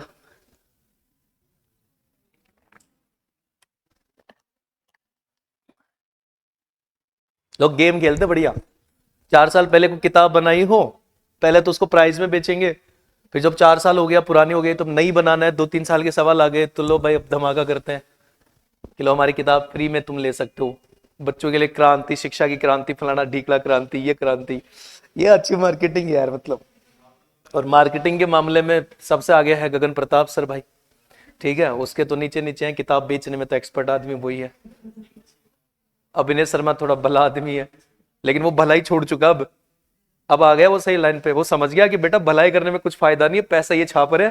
तो पहले वो कोई कोर्स वोर्स नहीं बेचता था प्राइस में, वो धीरे धीरे प्राइस कर दिया, अब उधर उधर आ गया, वो उस पर पढ़ाने लग गया, उस पर पैसे वैसे, तो वो समझ गया कि भाई पैसे सब कुछ बड़ी चीज है, कुछ ही मतलब नहीं है, वो कंडीशन है।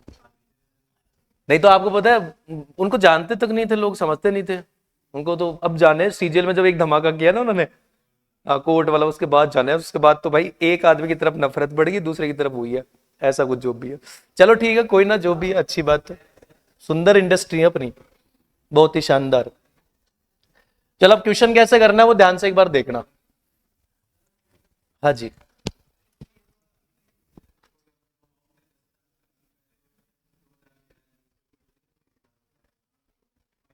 हाँ हाँ है ना सवाल, एक क्वेश्चन आएगा आगे, करेंगे हम। मतलब 1 लाख रुपए की राशि उधार दी, पहले साल के एंड में 10,000, फिर 30,000, फिर 20,000, फिर 50,000, 40,000। अब बताओ लास्ट में कितना पे और करना पड़ेगा, ये है एक क्वेश्चन है, ये तो मिल ही जाएगा, नॉर्मल क्वेश्चन है तो। आपको सब कुछ है इधर है ना, तुम टेंशन ना करो, मतलब A to Z सारा है जो एसएससी ने पूछा, और एसएससी ऊपर मैं जाता नहीं, मैं लाइन क्रॉस के जाने का क्या फायदा है ना, ये कर ले वही बहुत है। तो एक बार समझ लो कैसे चलना अपने को, वो समझ लो। पहले मैं थोड़ा बेसिक समझा देता हूं। 12% साधारण ब्याज दर पर 4 वर्षों में 5,664 के ऋण को कौन सी वार्षिक किस्त चुकाया जाएगा। तो आपको देखो थोड़ा हिंदी में ना समझ में आ रहा हो तो इधर दिख रहा होगा 5,606 क्या है, डेप्ट का मतलब ड्यू डेप्ट हो गया है थोड़ा सा ही। तो ध्यान रखिएगा 9,000 और 10,800 में फर्क होता है। तो ये 5,664 ऋण मतलब उधार ली की राशि नहीं है, ये 5,664 ड्यू डेप्ट है। और ड्यू डेप्ट का मतलब है कि आपने जो भी राशि उधार ली है उसको 12% के हिसाब से 4 साल के एंड में आपको एक साथ 5,664 रुपए देना था। ये 5,664 वो राशि है, अगर आप किस्तों में पे नहीं करते हो तो आपको 4 साल के एंड में टोटल 5,664 पे करना है, ये ड्यू डेप्ट है। अब चलो देखो हम रेशियो बनाएंगे एक। भाई अगर ये ड्यू डेप्ट है तो हमें बताइए इंस्टॉलमेंट अमाउंट प्लस सेविंग के बराबर, तो हम बनाएंगे एक रेशियो और फिक्स चलेगा यहां पे एकदम। तो हम क्या करेंगे, ये जो बोल रहे हैं ना कौन सी वार्षिक किस्त से भुगतान करना है, तो हम वार्षिक किस्त को 100 यूनिट मानेंगे, फिक्स है ना 100 यूनिट। कि मान लो हम हर साल के एंड में जो किस्त दे रहे हैं वो 100 यूनिट की किस्त दे रहे हैं।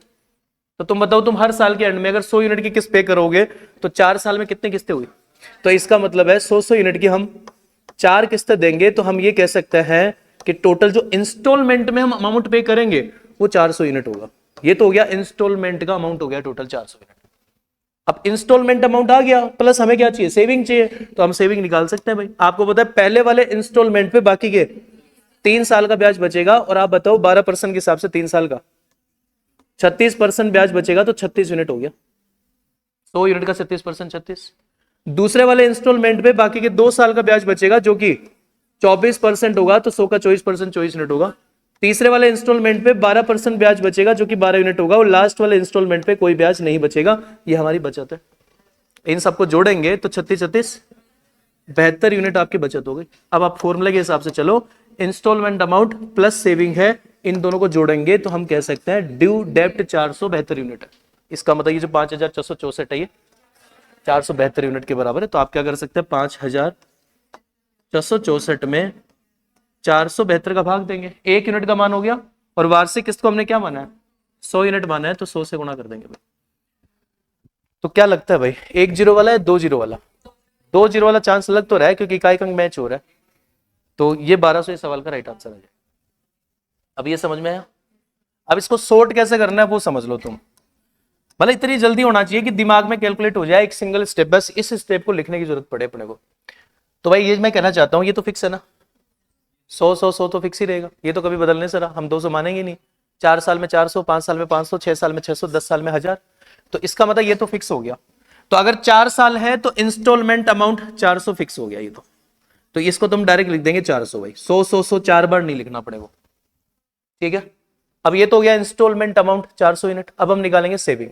अब एक तो सेविंग हम ऐसे निकाल रहे हैं, जोड़ी तो रहे इनको, जैसे आप क्या कर रहे हो, 12 इंटू 3, 12 इंटू फिर 12 इंटू, तो भाई 12 तो कॉमन आ सकता है ना, यानी तुम 12 इंटू 3 ऐसा कर रहे हो, तुम 12% इंटू 3, ये पहले वाली किस पे बचत हो गई, फिर 12% इंटू 2, फिर 12% इंटू 1 हो गया, फिर सबको जोड़ रहे हो तो 12 तो कॉमन आ जाएगा ना, तो फिर ये डायरेक्ट समय जुड़ जाएगा। तो हम क्या करेंगे, 12 को बाद में गुणा करेंगे, हम सेविंग निकालेंगे।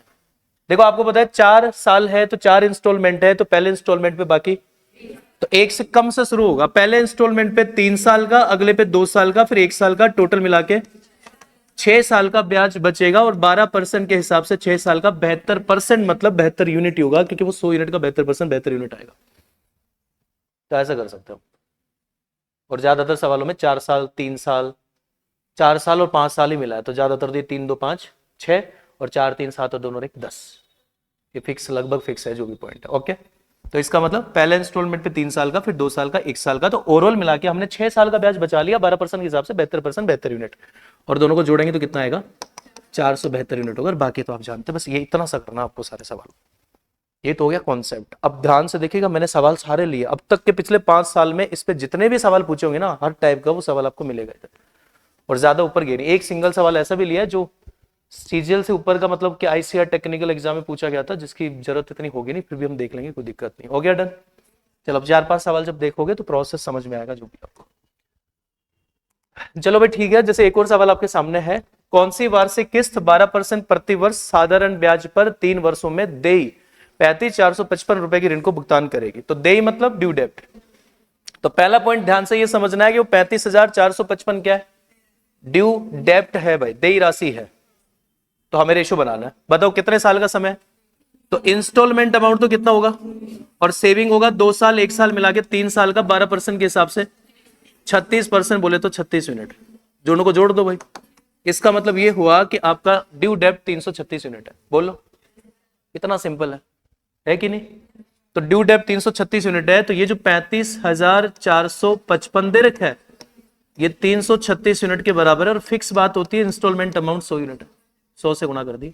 अब पूर्णांकित मान पूछ रहा है तो पूरा पूरा तो भाग जाएगा नहीं, ऑप्शन के अकॉर्डिंग भाग दे लो। सबसे पहले 354 में 336 का भाग एक बार जाएगा, और 54 में 36 घटाओगे तो 18 बचेगा, आगे से 5 उतारोगे तो 185 में 336 का भाग नहीं जाएगा, तो बीच में जीरो लगेगा ना पहले, तो ये राइट आंसर बन जाएगा।